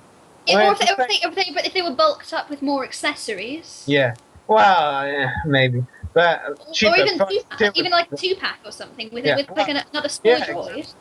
Yeah, I would just generally prefer a cheaper price though. I mean, it's the same thing with me and kid characters, really. I mean, like, I'm sorry to bring Walking Dead into a game, but I'm looking at a recent line of figures to help boost my collection for it, and we've got some big characters like the Governor, Andrea, and Carl. I mean, Carl's a kid and a small figure, Andrea and the Governor adults, and, comparing them, it just feels like, again, more for your money's worth if you go for the Governor and Andrea instead of Carl, because he's a kid and therefore smaller, and you'd want to pay a smaller price. Okay, Walking Dead reference over again. Back to 6-inch figures. Yes, definitely. And I'm surprised we haven't had a General Grievous yet. I'm sure he would make a fantastic 6-inch figure. Yeah. Well, if I fully intend to get a General Grievous if we get one. I would too. I mean, it just depends if they get him to perfection. Now, if they do get him to perfection, he could easily be one of the best 6-inch figures of all time. If they mess him up badly, then they won't hear the end of it pretty much. Yeah, and that's probably how it's going to go if it be a 6-inch, I'd say. Yeah, I love how we've got a viewer just sitting in Starbucks listening to us. But yes, and next up we have... We've got a badass in the chat. But yes, and next up we've got the Clone Trooper, Attack of the Clones. It doesn't pull... Too many clone troopers. I love Clone Troopers, I'll admit that, but this is a step too far. That's the first one I think that's actually confirmed to be a 6-inch figure, surprisingly. Well, It sounds bad already. Yeah. Well, I've always been more a fan of Phase 2, to be honest, so if there's a Revenge of the Sith one, I'd be more excited, personally. But yeah, it could be good. I mean, as long as it doesn't look like that, what was it, a 12-inch one they released in a Yoda packaging with 5 points of articulation at the start of the year that just looks like an oversized doll. Yeah. I mean, I'm sorry, but Hasbro are releasing a lot of oversized dolls. Yeah, it's true. I would agree with that wholeheartedly. I mean, for crying out loud, Barbie They don't has learn. more articulation. They don't learn. Yeah. I mean, if they pull it off well, I would definitely get this Clone Trooper. Personally, I'm more a fan of clones over stormtroopers, not just because they aim better, they have more individuality. Well, the Clone Wars brought that in, really. But yeah, I mean, I think if they do a good job on the Clone Trooper, I will buy it. If they don't, well, I'll just not buy it. I mean, the fact is that I've had a lot of conventions this year, and I'll have even more next year, if you can believe that. So, I've just run out. I almost ran out of money for conventions this year. I need to save something next year. So I want to buy some figures, but I haven't. In fact, I will admit I did owe my mum €60, and I was a good boy and paid her that. So now I'm even more depleted. So I've got literally close to €50 in my bank account. That's €5 in a wallet, and that's all like I've got. That's €55 richer than me. You don't have euros. I don't even have pounds. Yeah, I know. I was just kidding. I was putting in another way. But yes, next up, do I really have to read this one out? Which one is it? Darth Vader, Empire Strikes Back. Now, if I can speak first, I will happily next year for Bonfire Night grab a crate of these, put them as the bonfire, and solution solved. Hey Dan, believe it or not, this is the first rumored Vader in the 6-inch line. I don't give a monkey. Yeah, it's another Vader figure we have to discuss. I get your frustration. I mean, if they nail a Vader in 6-inch line, I'll get it. If it has a good resemblance to Vader, of course. If it doesn't, just throw it out, please. If it's Vader, actually no, I'll put this announcement out now. If you don't like it and you want to get rid of it, please send it to me and I'll happily dispose of it. In a very hot fire. Chat. Yes. And the universe can be happy again. And next up we have Luke Skywalker from Return of the Jedi. I know someone who's going to be very happy about that. And I'm guessing it's not you, because it's not an Imodian. No, this is a shout out to Haley Skywalker, our patron saint of Skywalker. Skywalker's a saint now? Did I miss it? Where have I been? No, in Voice of the Republic podcast. But apart from that, that didn't go down well. I mean, Yes. if they do a good 6-inch Luke, it'll be cool to see him. It depends on the outfit.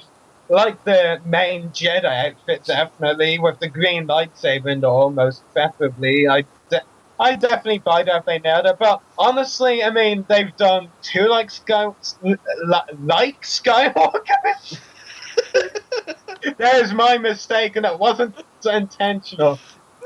They've done. Okay, what I was trying to say was they've done two Luke Skywalkers in the 6-inch line. Give them a bit of a rest. We don't need them every way. Well, every couple of ways. I mean, let's face it, they've done two Luke Skywalkers so far.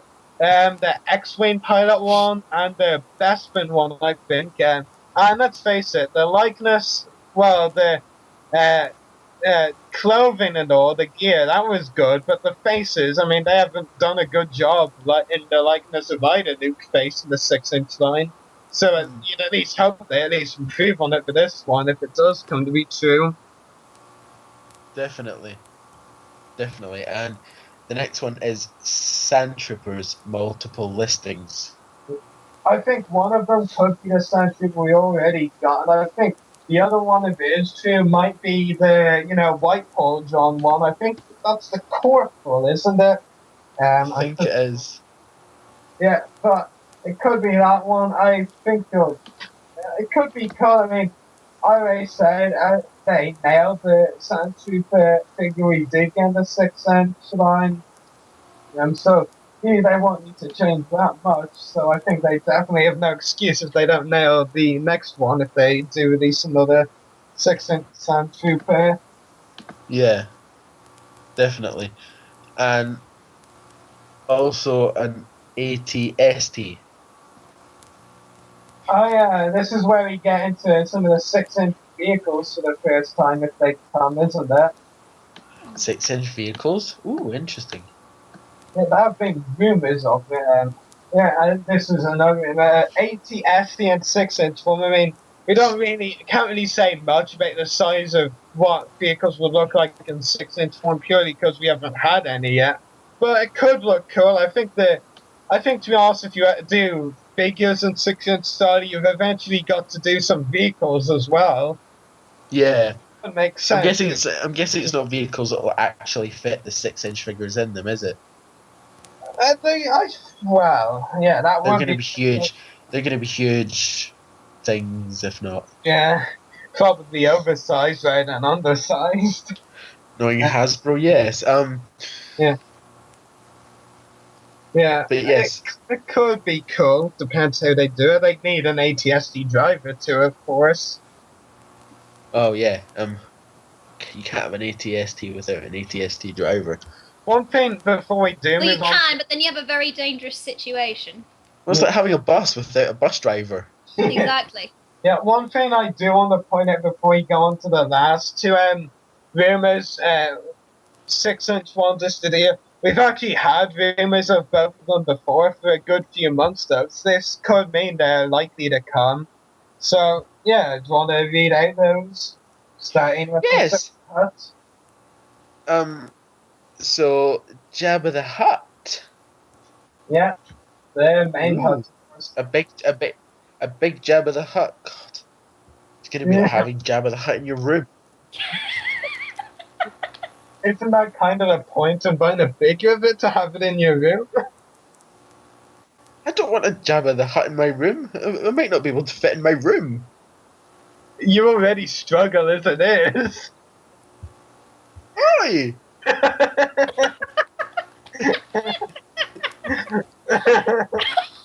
Oh, wow, that was a bit low. I know, sorry. But, I mean... My weight's another... Go ahead. I think if they pull it off, well, the Jabba the Hutt in 6-inch could be amazing. It would remind me of a certain someone I know. I would definitely buy it if they pulled it off. Yeah, I'm looking forward to seeing what they at least attempt with it if they do go through with it. I mean, the idea of a 6-inch Hutt is kind of interesting. It would probably fill up my whole desk. My whole desk is kind of full already, actually, so that might prove problematic. But anyway, what do you think, Dan? I don't know. I want to fit in my room, and no, not just because I'm here. I don't. Would you like 2 Hutts in the room? Sew them together. Okay, now we're getting into a sort of human centipede sort of situation. Why don't we move on? It's the swaplets. Oh my gosh. Okay, and finally we have the speeder bike. That one's actually been rumored for over a year now. We have the 6-inch officially released, so what happens?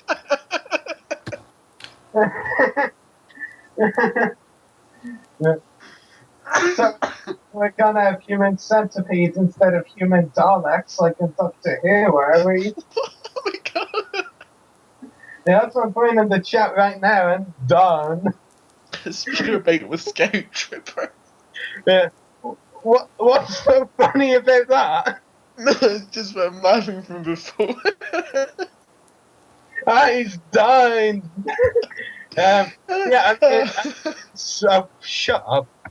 Go be an angry Scotsman and terrorize some youngsters. But no, stop! You're laughing too loudly. I can't talk.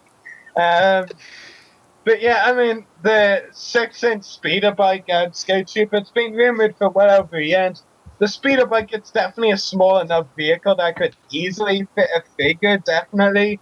I'm definitely excited to see what they do with it, because I think out of everything we've seen on the 6-inch rumors list / leaked, I mean, I expect most of them will come out, because most of them would make sense. But considering we've heard rumors of this one multiple times, I think it's definitely going to come very soon, maybe in the early half of next year even. So yeah, what do you reckon, Daniel, now that you're controlled? It sounds very exciting. Yeah. Definitely a better prospect than Jabba the Hutt. But yes, I think I shall not really say much on before I start cracking up like hell. Again. So yes. Oh no, we've got another list. I said that. One thing I want to point out before we go into this list that it's a bit cheeky of me because I had to put them in the notes as something.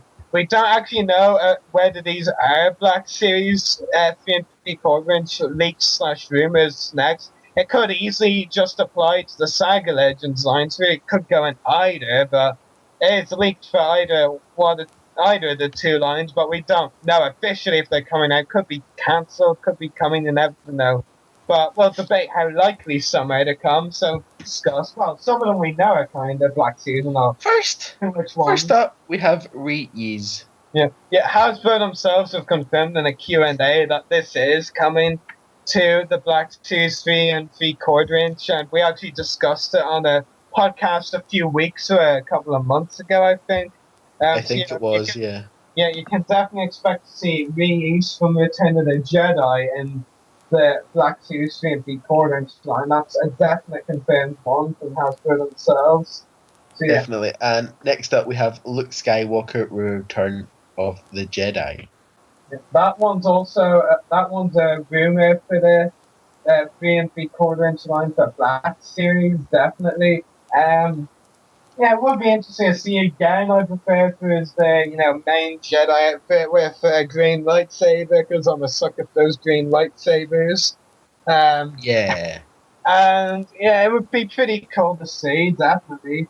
So yeah, it would be. And yeah, it'd definitely be interesting. But yeah, and we also have R2-D2, Return of the Jedi.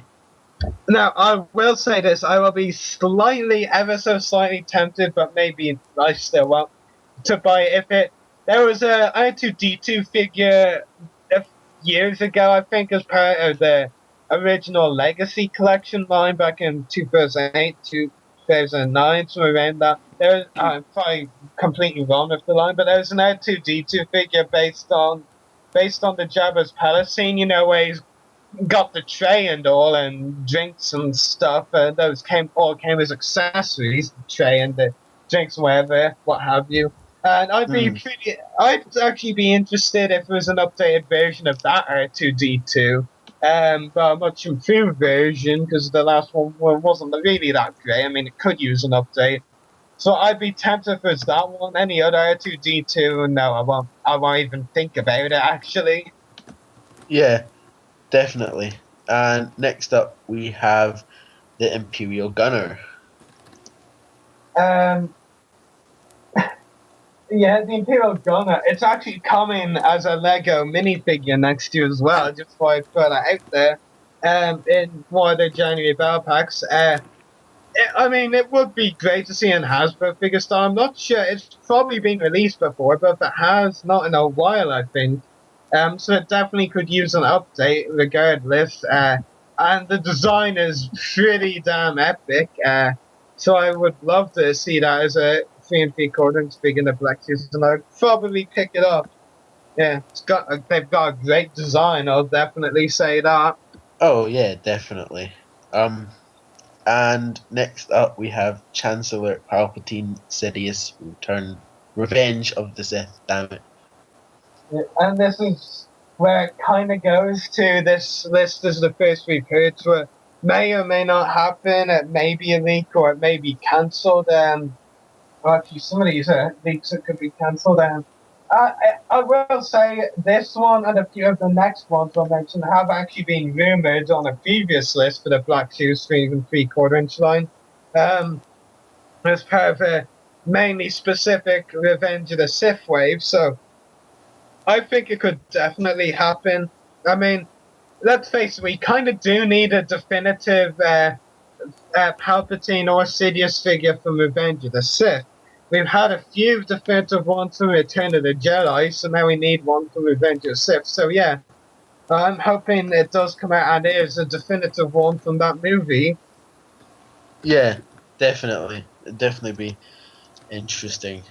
Yeah. And next up we have the clone pilot Jag.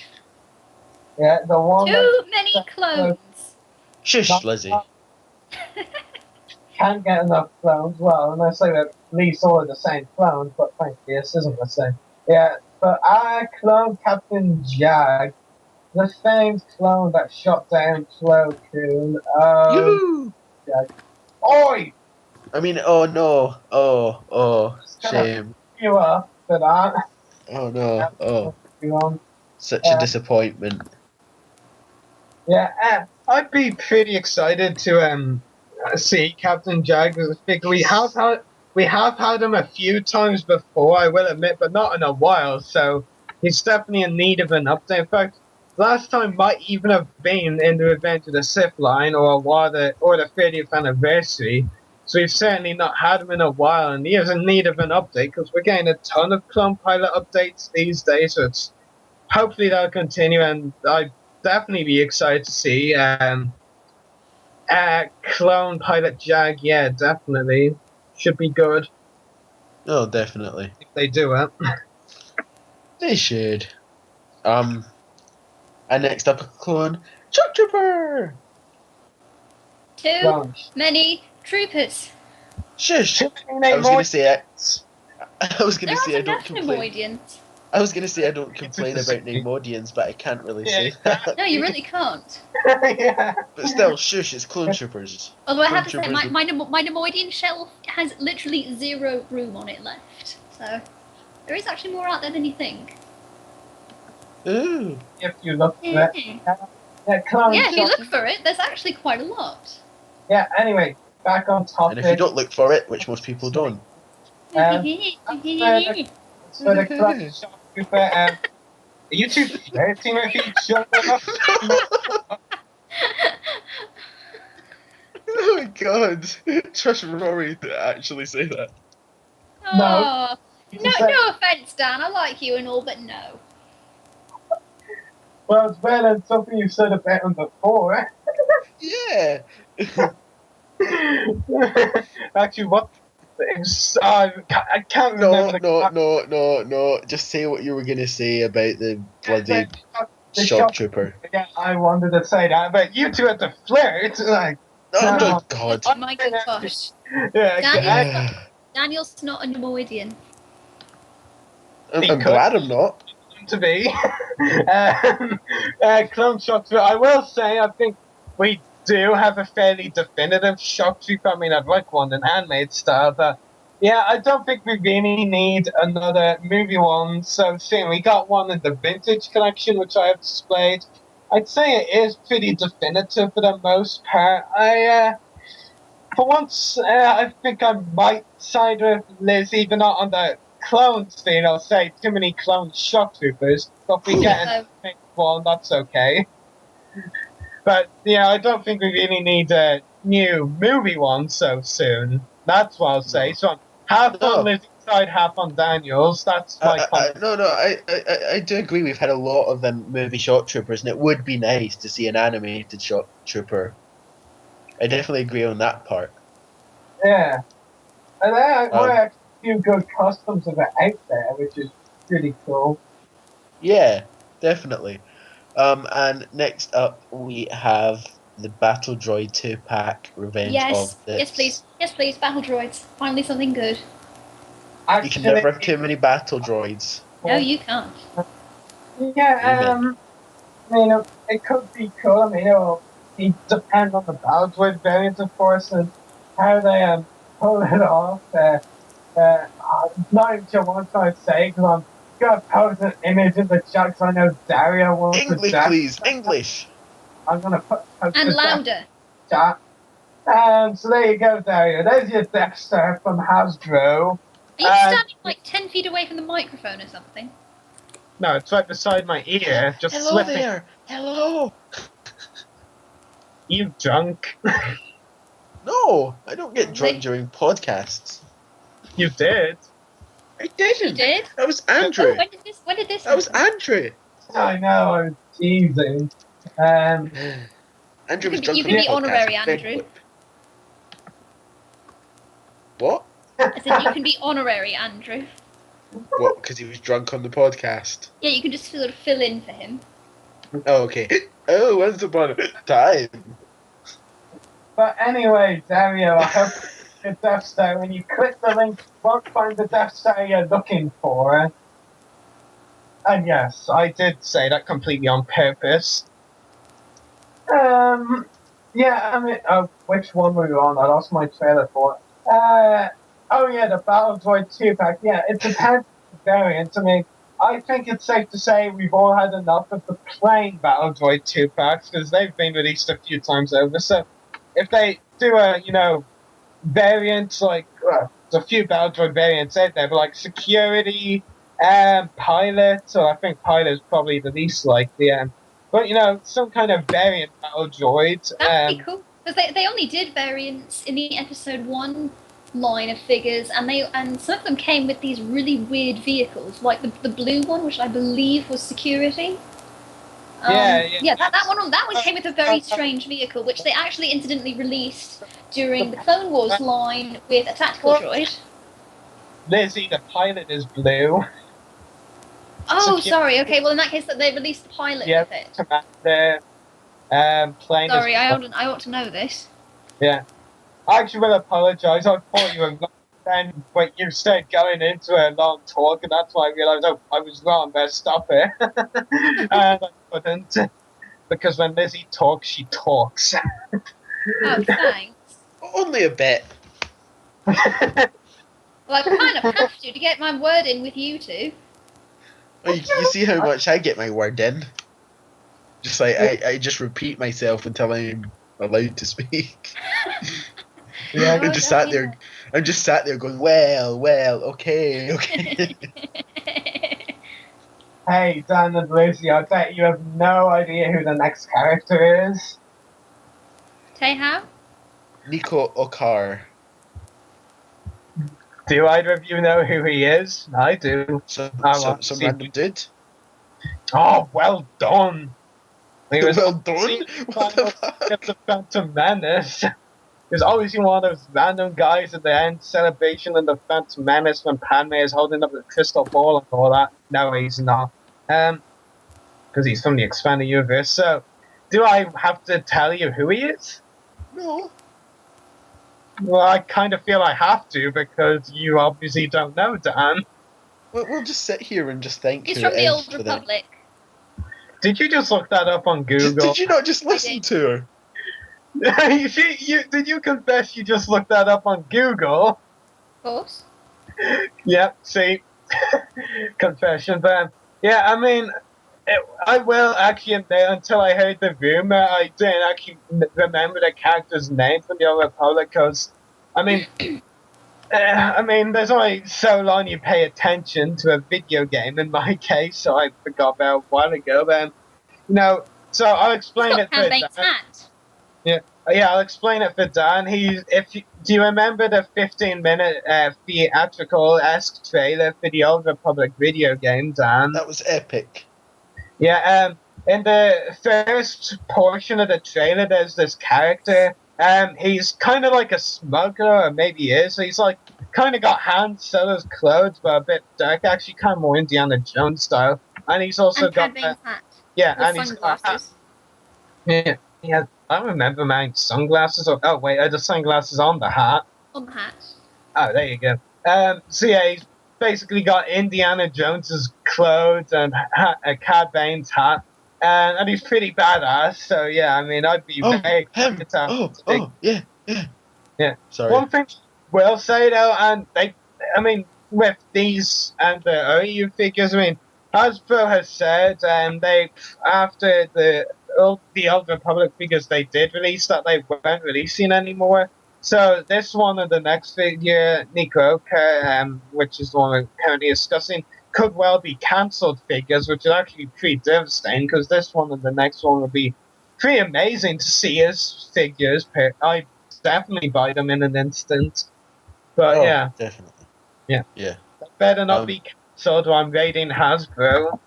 And next up is a Sith Trooper. Yeah, the other Old Republic one. I mean, let's face it. I mean, Hasbro gave us the Republic Trooper. If they're going to give us the Republic Trooper, they need to give us their equivalent to the Sith Army, the Sith Trooper, which are actually badass. And yeah, Lego beat Hasbro to making them. Thank you very much.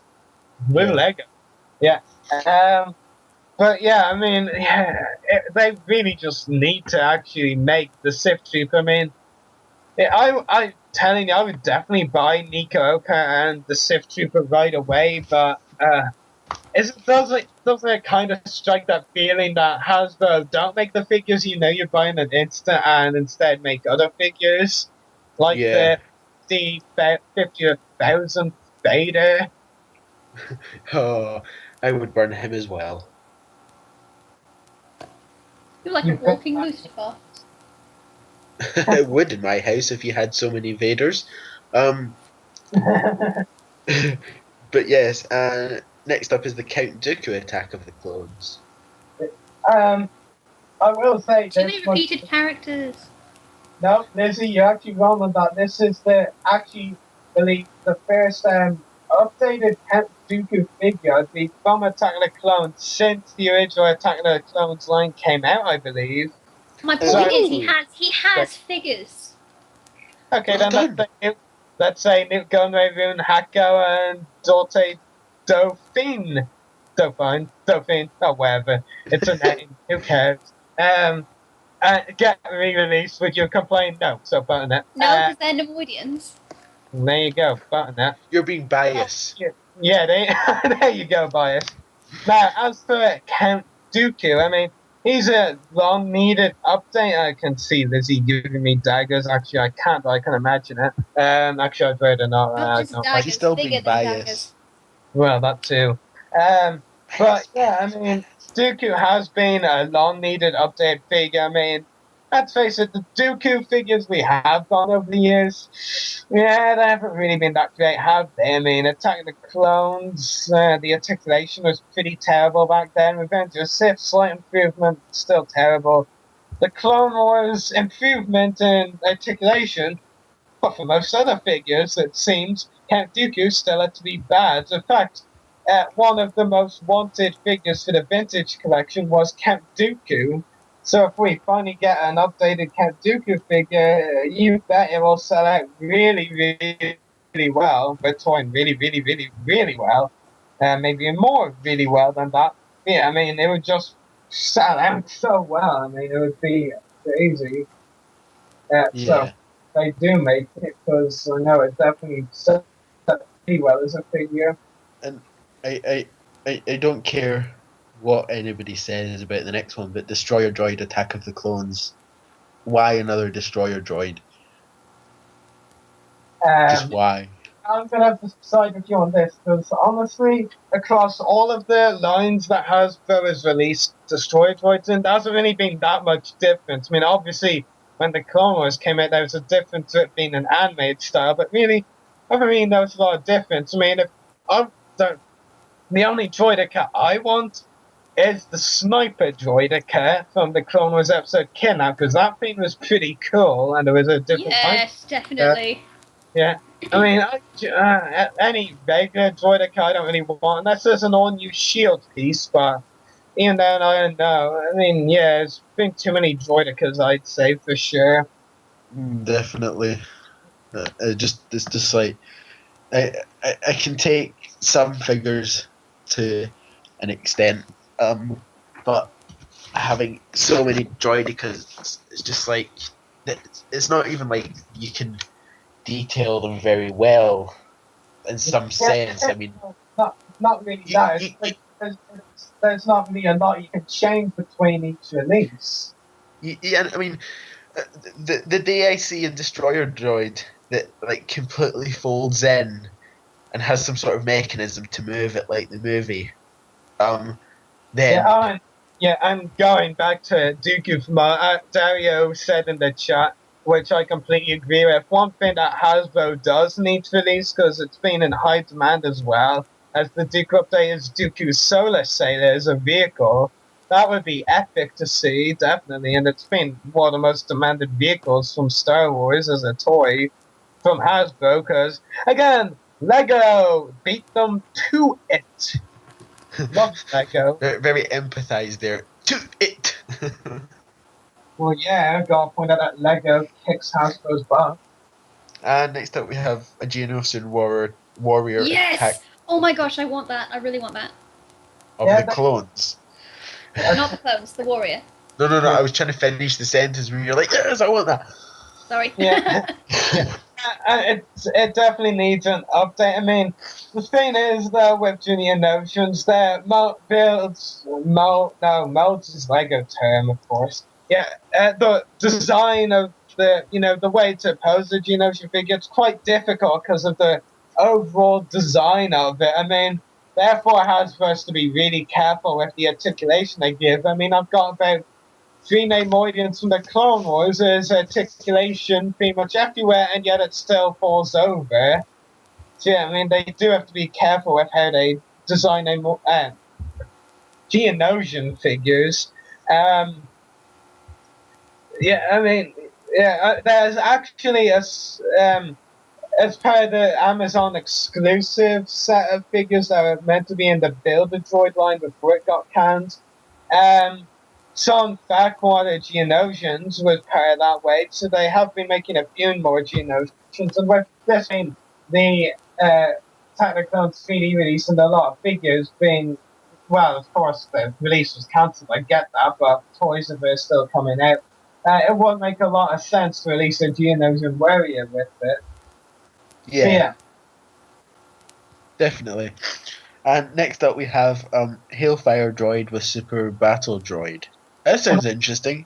Yeah, I really have that. I'll say. That's because the Hellfire Droid is actually one of my favorite vehicles of all of Star Wars history. I mean, it is just such an amazing, unique design. I mean, you just look at it and you think, I really haven't seen that anywhere before, have I?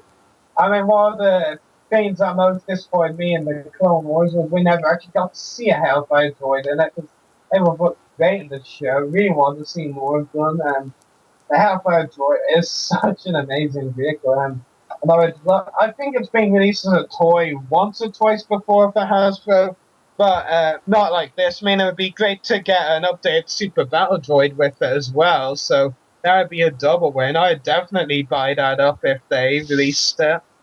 Definitely. I'd buy that as well if it was released to add another vehicle. And next up we have Jango Fett. Now, I could half and half here and say that he's been made a bit too many times now, but he's still epic. Yeah, I think if they should do a new Jango Fett, it should probably be 6-inch style, because that would probably look cool. But yeah, I definitely agree. I mean, actually, one thing I do want to say, and I know I'm going to get hate for this, but I've said it before, so I'll say it again. If you mix the articulation of the Jango Fett from the Vintage Collection with the detail of the Jango Fett in the Mission Series, which is actually pretty amazingly detailed, then I say you've got the definitive Jango Fett figure there. So if they did that to release a new Jango, I'd actually buy that. That would be a good release, I'd say. But if they don't and just mess up Jango in some other area again, yeah, I won't buy it. Yeah, definitely. And also we have the Jedi Starfighter with Obi-Wan Kenobi. Heard it before. Yeah. Well, it hasn't been released for a while with Obi-Wan, as far as I'm aware, but yeah, and Attack of the Clones Obi-Wan, it could be interesting. I mean, we have actually got Obi-Wan's Attack of the Clones Jedi Starfighter a few too many times, but it would be interesting to see a release with Obi-Wan actually as part of the pack. I might get it, I might not. Probably would depend on the how well done the Obi-Wan figure is, though I don't actually have Obi-Wan's Jedi Starfighter either version so far from Hasbro, so I might be tempted to buy it, and I'd be even more tempted if it comes with Obi-Wan's figure. So yeah. Yeah, definitely. And also the speeder bike with Anakin Skywalker. Yeah, I would actually be pretty excited for that. That would probably actually be a simple release. And like with Padme, I think the Anakin Skywalker figure in the Black Seas Wave one is, well, it's not quite definitive, but it's definitely a huge improvement over most Anakin figures. Yeah. I don't actually own it yet, so I can't be 100% sure, but from what I've seen anyway. So if you repack that one with the Republic speeder bike, the red one from the Attack of the Clones, which is a very interesting vehicle design. I actually love it. I think that would be a really cool thing to see. I'd probably buy that, actually. I mean, as long as it was cheap. I mean, you'd hope it won't be as expensive as like a Jedi Starfighter, because a speeder bike is considerably smaller. In fact, I could really just do that as a mini rig if you think about it. Yeah. So yeah, but it would be definitely cool to see. Oh yeah, definitely. Also, we have the you've put a comma just like before and after, and the next one just says Attack of the Clones. So everyone, we have an Attack of the Clones. Well, stuff happens when you do it in a rush. Yeah. So what do you think of the Attack of the Clones thing? I'm gonna shoot you. No, so next up we have the I'll come with ATRT you. with Clone Revenge of the Sith. Okay, I will say that combination has been released a few too many times. I mean, I remember the Clone Wars line, we did get a lot of ATRTs with clones. We got like multiple different AirTroopers. Still pretty cool, but yeah, we did get a few times. We got with Commander Cody. Non-Clone Wars, we have gone a few other times, but mainly with ATRT drivers. It depends. I'd say it would depend on the clone. I mean, if there's a unique clone design, I could go for it, but just a regular clone, just regular Phase 2 clone, I could probably pass on it. But no probably about it. I could easily pass on it. Yeah, definitely. And next up we have the Clone Trooper 212 even. 212. Is this Phase 1 or Phase 2? Phase 2, because that's the only one we've seen it in, at least from Revenge of the Sith anyway, well, movies. Yeah, Commander Cody's Legion. Yeah, I don't really... I don't know, actually, come to think about me, I've been out of touch with some things because, they pushed it around and made me forget about it. But actually, I just remembered as part of the, Amazon exclusive set of figures that are meant to be in the Builder Droid line, there was actually a 212 Clone Trooper. So, yeah, I don't think they would need to update it because it would be pretty much the exact same Clone Trooper design, 212. Yeah, no, I don't think we need that, yeah. I actually hope that one doesn't come to pass. Hopefully not. And we also have the 327th Clone Trooper. Commander Blythe one. Actually, I have one from like 2008, and that's actually still pretty good by today's standards. Now, I think if they did it using the vintage collection Clone Trooper molds, like they have for most of the clones these days, even now, yeah, it would be pretty good to see. It would be an improvement, but I think that one I do have is actually pretty good as it is for like 2007 or 2008 figure. So I won't say it definitely needs improvement. It would be a interesting improvement to see, but yeah, I don't know. Won't be my first choice for a clone figure anyway. Yeah. And we also have Clone Pilot Oddball.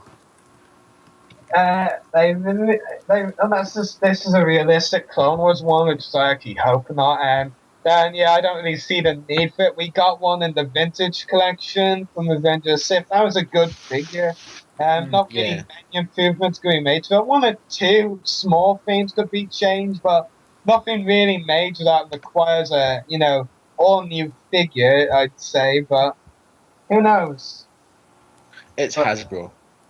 Yeah, they'll probably make it anyway. Yeah, it doesn't matter what we think. Then again, Oddball was actually on a rumour list a bit ago for the Black Sea Stream recording. True, So yeah.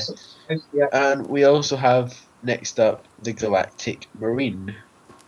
Yeah, I'm actually very excited for this, because that is easily, the Galactic Marine, is easily one of the most needed updates for... I agree. There was one released in the 30th anniversary, but only one, and it is still pretty good, but there is compared to today's standard of figure as well, less stiff and, more clean and all that, something like that. And it definitely could use an improvement, a huge improvement. Yeah, I'd be more than up for it, I think that's been, and it was another one on a rumour list, so yeah, I'm hopeful that will come out. So yeah, I'm excited for that. And it's safe to say the Galactic Marines are such a great design. Love that design. Yeah, definitely. And we also have up next the Crab Droid with Count Dooku.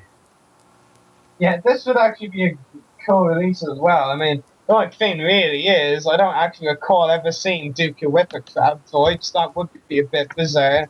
Yeah, I mean, I thought there was a Crab Droid released when the Clone Wars first came out. It would be good to have a realistic version, and I really do like the Crab Droids. They're actually pretty cool. Yeah, I don't know. I mean, I'd prefer they release a Dooku single carded, so I could get that at a cheaper price, and maybe release a Crab Droid on its own, again at a cheaper price. Maybe if they put the two together, it'd actually combine a cheaper price, but I won't want them to release Dooku carded and then release Dooku with a Crab Droid. I'd want them to be together, not separate, if you know what I'm saying. Yeah, definitely. Yeah, I agree. It's, I never recall seeing them together, but then we've had weird combinations. But next up is a Stap with the Battle Droid. Yeah, this is actually even more common than clones with AT-ATs, believe me. Really? I didn't know. So yeah, and that's just a really, really different variant. I honestly have zero interest in this. We've got the regular battle droids with it, we've got the pilot battle droids with it, I think we've got a security battle droid with it, and that's pretty much the main battle droids right there. So yeah. It's a drastic improvement with an all new variant, and honestly, I won't really care for it, to be honest. Yeah, we've seen a lot of start with battle droids. And next up we have the wheel bike with General Grievous. Yes. That wheel bike is really badass. It's really something. Yeah, I would love to see as a Hasbro vehicle. They actually released in the Clone Wars a couple of years ago a mini rig version of the scaled down wheel bike. But like I look at it now and I think, the scaled down version is pretty cool, but I'd like a full scale version. As long as they don't re-release the Revenge of the Sith version. Yeah, I haven't heard big things about that one, so yeah, maybe that's why if it's true, then that's why they are re-releasing it. Oh, well, I mean, redoing it, sorry. But yeah, I mean, I would definitely like to see a full-scale version that's actually pretty good, and maybe they can find a way to improve Revenge of the Sith Grievous figure. That would be pretty good as well. Oh yeah, definitely. And we also have a Snowspeeder with Luke Skywalker. That could be an interesting one. Yeah, I like the Snowspeeders. would like to have one of them on display in my collection. The Luke would probably be the bonus, actually, but yeah, I think I would consider those. Yeah. And also we have A-Wing with Han Solo. And the ironic thing is, the one we have after that is the A-Wing pilot. So why not just release the A-Wing with the A-Wing pilot? Because that's what you normally do, but that's not what Hasbro does. Exactly, it was a bit bizarre. Well, they could take a leap out of Lego's book and release both in it, because they actually made the A-Wing set with Han and the A-Wing pilot. So yeah, do what Lego did. Hasbro people will just release the A-Wing pilot with the Millennium Falcon. Why not? Well, it would have to be scaled down probably, but yeah, I would like to get the A-Wing. A-Wing, nifty ship, not one of my favorites, but it does have an interesting design. And the A-Wing pilot's pretty cool. In fact, I'm actually holding an A-Wing pilot figure as we speak, Taicho Kelchu, who was played by actor Terence Mustu, who we've had on the podcast before. Oh, Terence. Yeah, so that's kind of ironic. I'm holding an A-Wing pilot and I didn't even notice until now. Yeah, I would definitely go for it. Yeah, I would agree though. I mean, the Han Solo figure would probably be a pointless re-release, and I would just want to get the A-Wing pilot with the A-Wing, so yeah, I would hope Hasbro reaches their senses at least there, so yeah. Hasbro they still haven't given us a Tay hat, I wouldn't count on it. Moving on. You and your Tay house. Moving on. There's more than one? So yes, we have the AT-ST with driver. Yeah, that could be a good one as well. They're just re-releasing so many things. And they're also providing fans with what they want, even if it's not what you want. Yeah, the AT-ST, it's a great vehicle design. Probably my favorite Imperial Walker. Yeah, I would definitely like to see him and release with an AT-ST driver, because, I mean, last year actually, I think they released an AT-ST and then released a 2-pack with AT-ST crew members, so please release them together this time. That saves money. I mean, I got the crew, but I still haven't got the AT-ST. So yeah, you spare some money, and it would help to have even more crew members, because I already have 2. And another driver would make 3, so I'd have 2 drivers and a gunner for my AT-ST. So yeah. Ooh, interesting. Yeah, fancy. It is sassy. But yes, fancy, not sassy. Now I'm lost with so much stuff. Jedi Temple battle packs. This is actually one of the cooler things in my opinion. I really, if they do happen, which I would absolutely love for to happen, and there were 2 mentioned, I think, so maybe that'll happen, maybe they won't. They could do it like the Battle of Geonosis Jedi Knights multi-packs that we're getting soon, or actually already released in America, you know, with some of the minor Jedi and the clone from the Geonosis Arena battle. It'd be cool to get like Jedi Temple scenes and that. Another thing that they actually did for Geonosis before was, you know, various 2-pack exclusives for Target with a Jedi and a villain. So, yeah, well, I mean, that would be a bit hard to work this time around, but I mean, they might be able to pull it off. It's an interesting concept, this. I mean, I really do hope that they actually do release these Jedi Temple battle packs, or wherever they're going to be. If they come to be, because they could definitely throw in some new Jedi there. There would be a lot of potential for new Jedi in it, so yeah. I hope they do go through with these. Definitely. They're not cancelled items, because that would frustrate me. And next up we have Jetpack Battle Droid with Claw.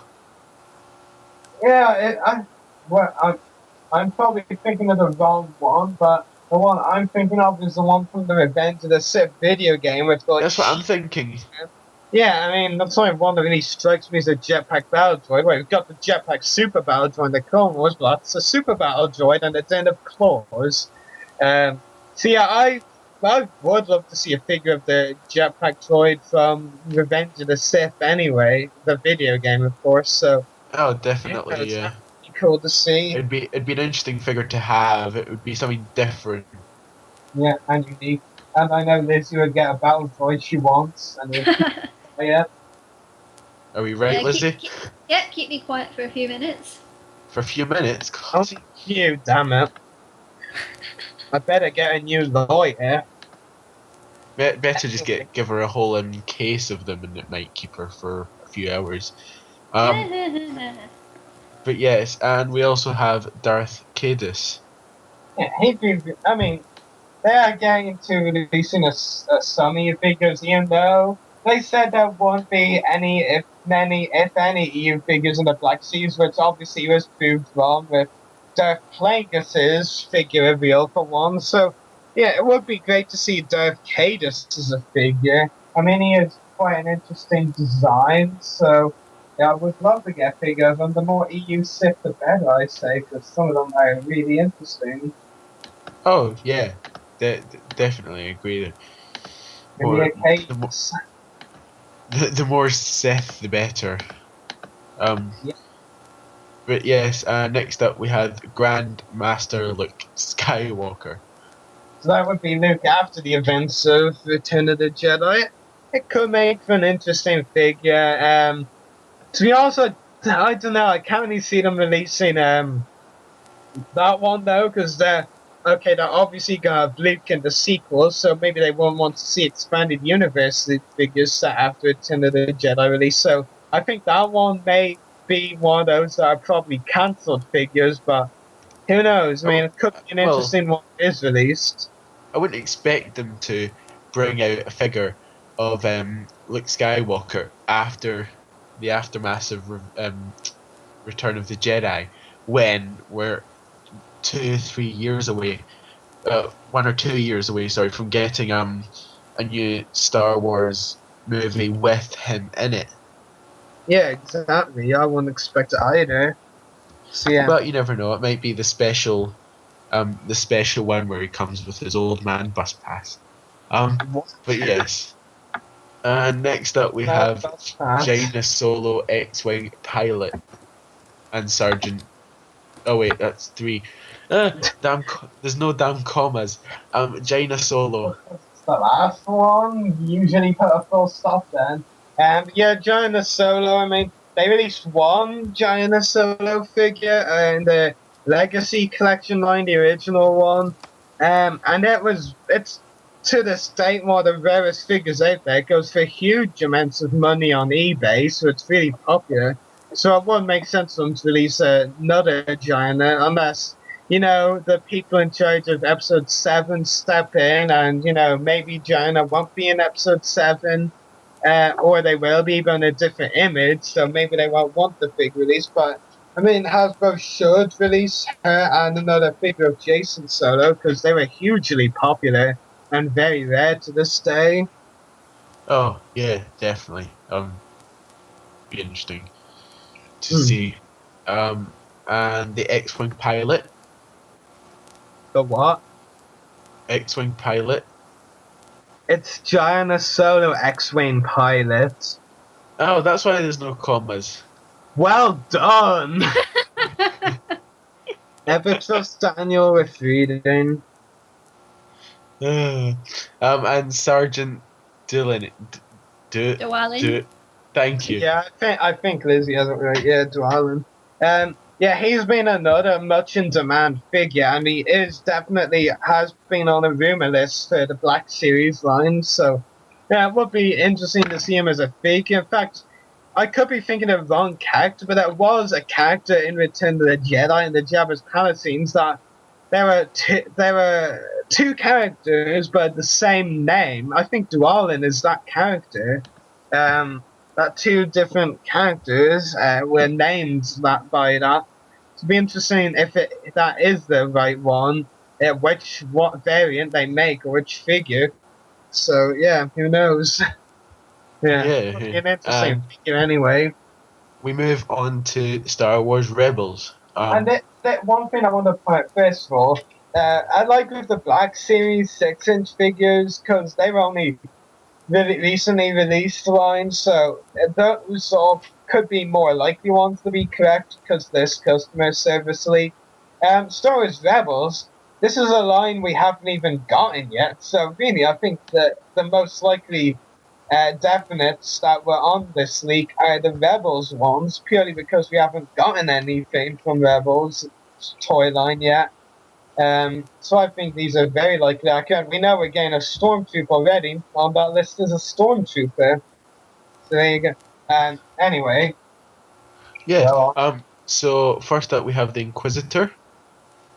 Yeah, the Inquisitor. I mean, when they revealed him, I was always like, if they don't release a figure of him, it will be a huge mistake. And now it looks like we may well get one, and I just love it. As long as it looks like him, not like some other thing, really. Some other thing. Yeah, it'd be kind of hilarious if they were trying to make the Inquisitor and ended up making the Sun from the Mortis arc. Well, I'm sure Sam Witwer will be happy. Yeah, but the Inquisitor should be a great figure anyway, at least in terms of detail. You know, I'm excited to see what they do with him if he does come out. Yeah, it'll definitely be exciting how it's done, and if it does come out and it's not just a rumor. So now look at the next one. This one is interesting and it will confuse your mind. Kanan. So, are you confused? Why would I be confused? You dance.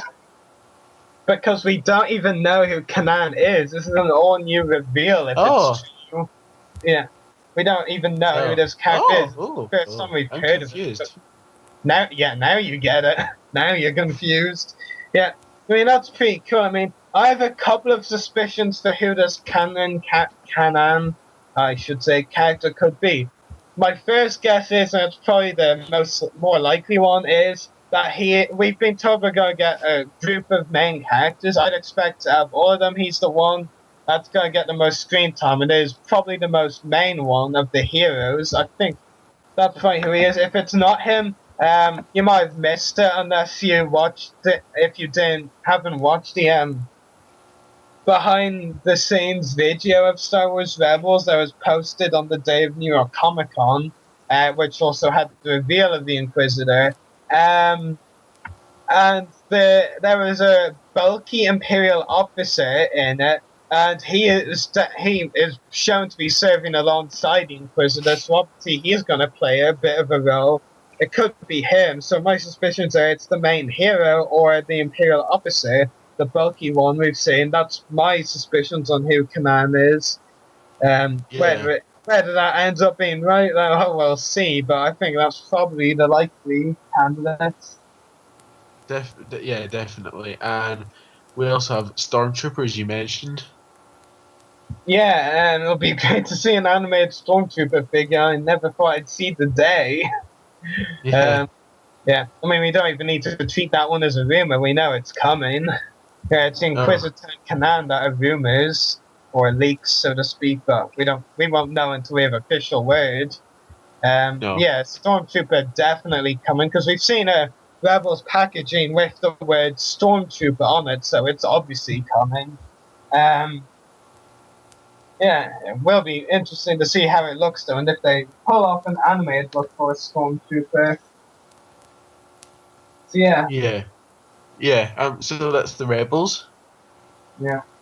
So we have the Clone Wars, funnily enough. One, before you bring that up, actually there's one you missed out on Rebels. There's a blaster. Now, this is probably a toy blaster rather than a figure, because, I mean, no one in their right mind would call a character Blaster, because that would just be so cliche, and... Hello, Blaster.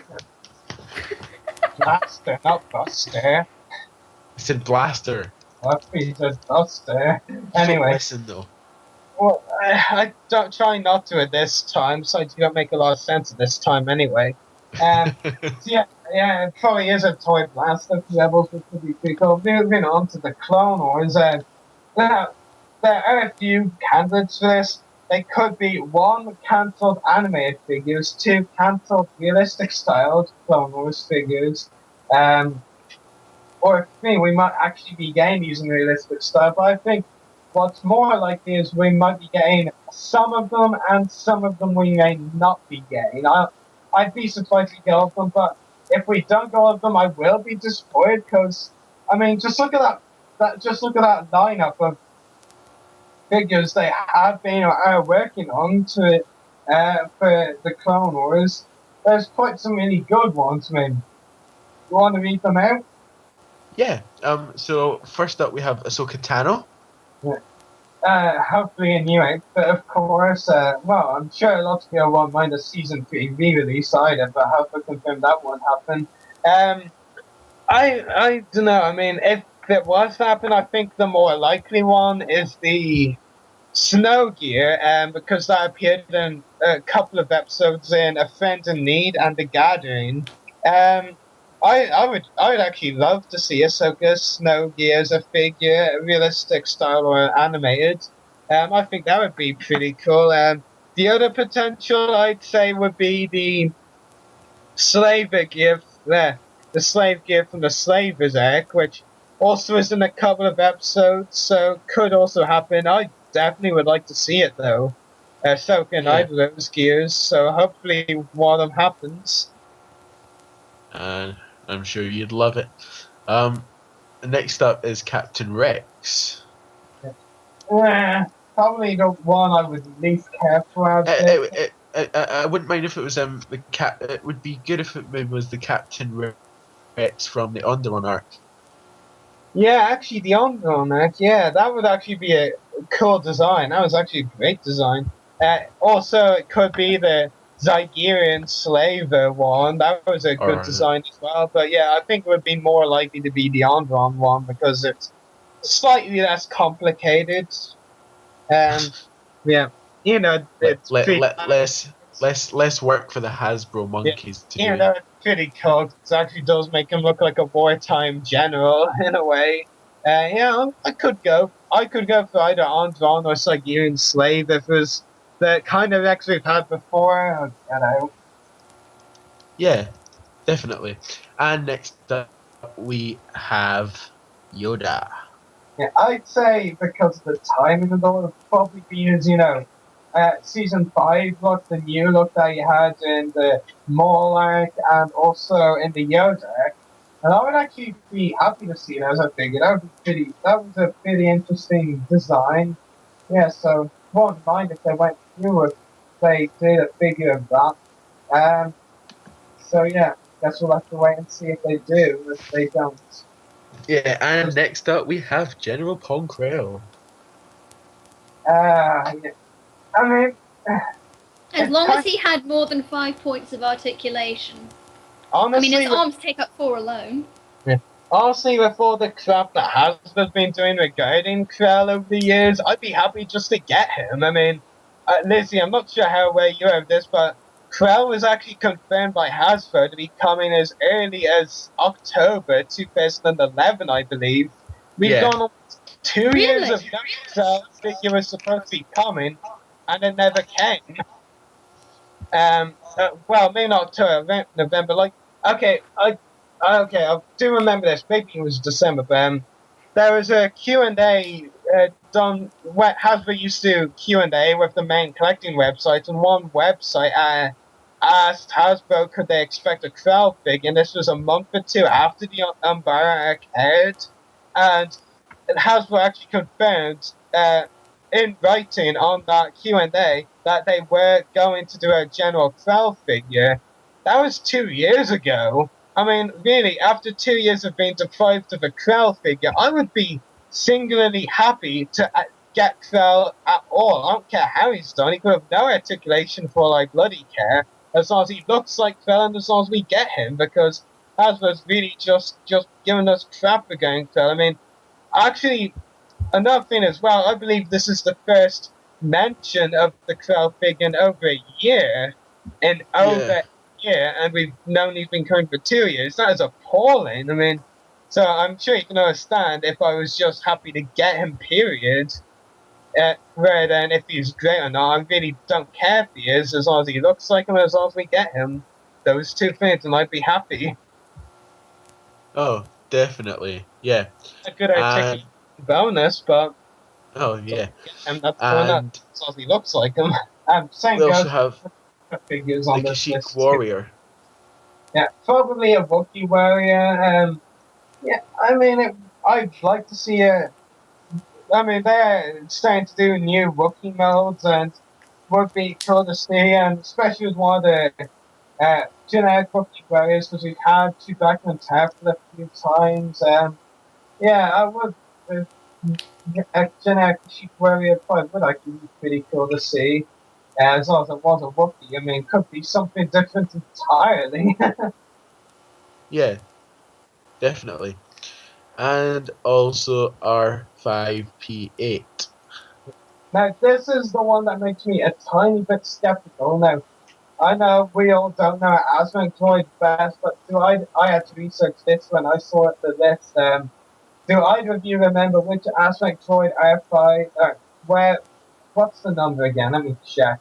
R5P8, do either of you remember which Asmec Droid that is? No, I know, you're gonna look it up. But, it's not Goldie, is it?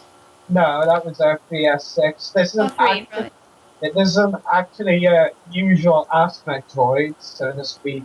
Dan, do you know? No. Yeah. Remember back in season 1? I mean, yes, season 1. This one guy that Hasbro would make figures from back then anymore. There was the 2-part arc with the pirates, with Honda and Nakano. And remember the Aspect droid, you know, the dome-headed shaped one? Actually, no, that's terrible. You know, it's the one that kind of doesn't look like your regular Aspect droid, you know. Yeah. Yeah. It's the one with the blaster on top of his head. You remember that droid? Yeah. Yeah. Obviously, I didn't even know that droid had a name until they posted that list. I always just thought of him as, that Aspect droid had a blaster on the top of his head, the pirate head. That's one way to recognise them. Yeah. The blaster droid head. Yeah, but I mean, that's the main one that actually makes me skeptical about this list. One, I could never I can't see Hasbro these days going back to season 1 of all the seasons to release a new figure. And 2, I mean, that droid is obviously so minor and unimportant. Would it look cool? Yeah, but I just don't really see why the consideration. I know there's been some fans wanting it, but not that many. And I won't really say it would sell out that well. It would sell out to some Hasbro collectors, but honestly, I mean, I might buy it myself as it would be unique, but honestly, I don't know. I think of all of the ones that's one to be most skeptical for. I would probably have said Proud if it wasn't for the fact we knew from Hasbro that they were confirming them before working on them. But yeah. Yeah, definitely. I mean, I don't know. I think that out of the list, that one makes me the most skeptical just because of how long ago it appeared and how minor it was. It's on screen for probably all of 5 seconds, I'd say. At most. Yeah. And we also have the Darth Maul. As long as it's not the, shirtless one. I mean, if it was the Lawless outfit, that would be good. I could go for a Lawless outfit one. It's also some improvement on the Mission Series one, hint, hint. Yeah, it could be cool. But yeah, I as long as it's not shirtless and it's something more like the Eminence, Shades of Reason, Lawless gear, yeah, I'd prefer that a lot more.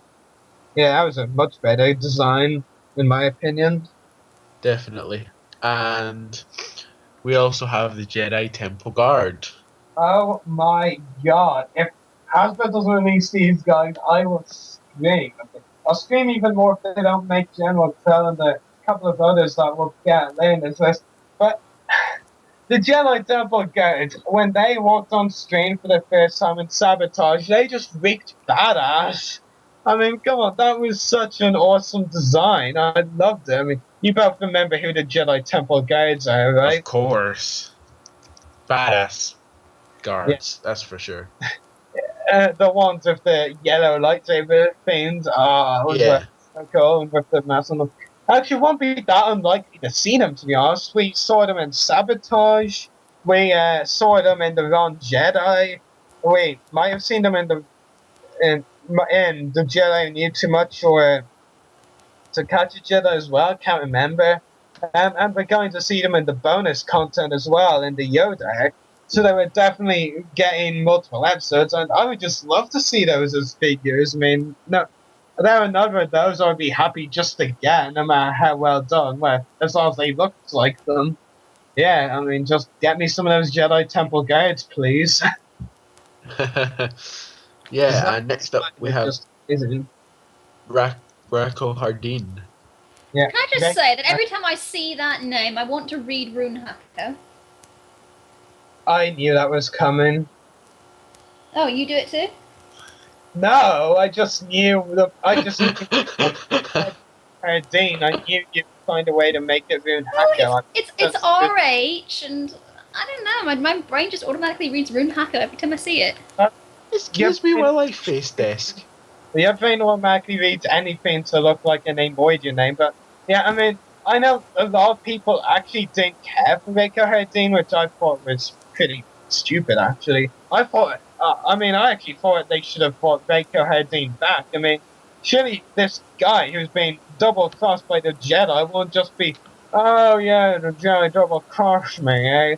Yeah, I'll just, get my friends, I'll just walk away. No, someone like that would want revenge on the Jedi. They should have, had a storyline like that. Maybe they were considering it, but I thought we definitely should have seen more of Hardin. And I mean, I know, for the most part, the actor was actually Obi-Wan as Hardin rather than Hardin himself.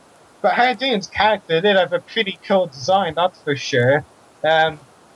With that cool helmet and all, and the armor and all that. One thing I will say though, as much as I love Lego made a Rako Hardin minifigure recently, and they missed one crucial element of Hardin that actually ticked me off a little bit. Can you guess what they left out? What? His body. What? I don't know. They left out the helmet. It's not Rako Hardin if he doesn't have his helmet. It's Rako.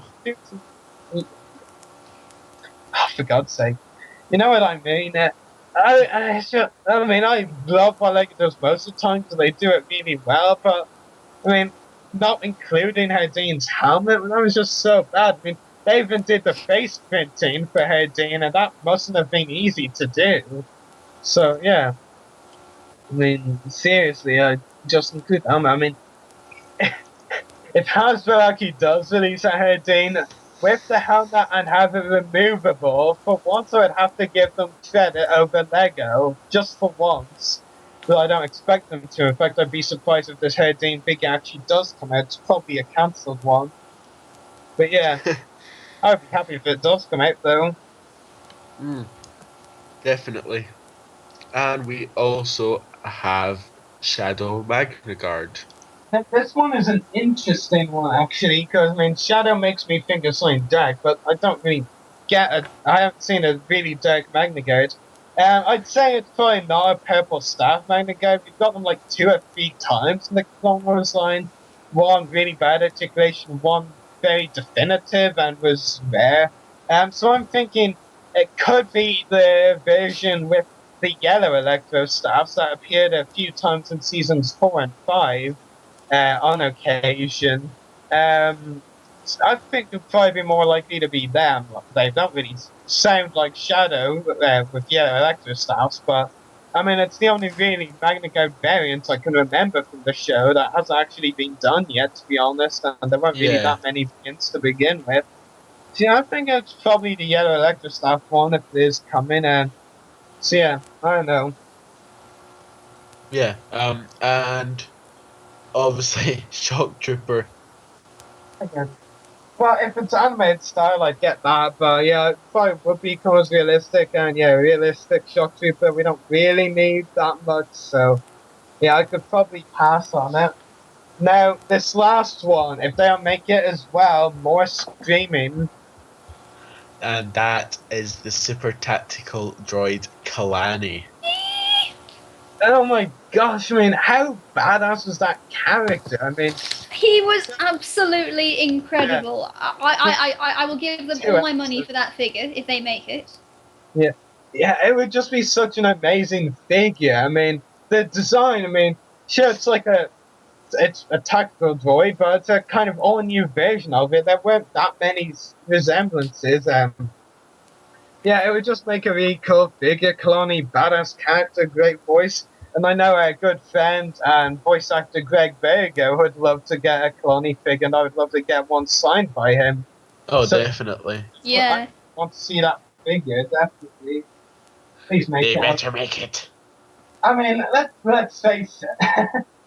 What we've seen here on this possible list, we don't really know what's going to happen with them, whether they're cancelled, which would be worst case scenario. Some might be coming, some might not. And it might be coming in in a realistic style, the figures. But if we don't get at least some of them, I would be pretty disappointed. In fact, honestly, depending on how they do them, in particular the Ahsoka, Dex, and more Witch outfits, I could probably actually go for all of them. They all sound very interesting, don't they? Oh yeah, definitely. Yeah, definitely all sound interesting, and they're definitely good figures if they're going to be made. It's definitely going to be new additions to the collection and some new figures that we haven't even had. Good choices, yeah. I mean, and there is some credit to it. I mean, Krell, like I said, we've known he's been kind for a long time. Hasbro just hadn't gotten him out there, and if after all that time they cancelled him, Hasbro would get a lot of backlash for that, believe me. What else? None of the other figures were officially confirmed, but I think some of them were considered likely.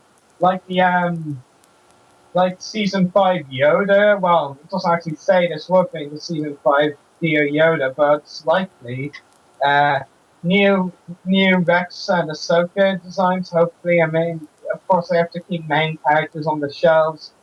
Kashyyyk Query, I'd probably say, aside from R5K, that was probably the least likely, because it would probably be something from the Season 3 finale. Actually, of interest, I had heard a rumor recently there was going to be Kashyyyk's storyline in the bonus content, or being cancelled, I don't know, but it could be. The Jedi Temple Guard would be great to see. Head Bean, also great to see. Shadow Magna Guard would be interesting to find out what that is.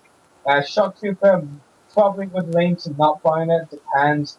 And Super Tactical Droid Kalani, yeah, I'd definitely go for it. I mean, such an amazing character.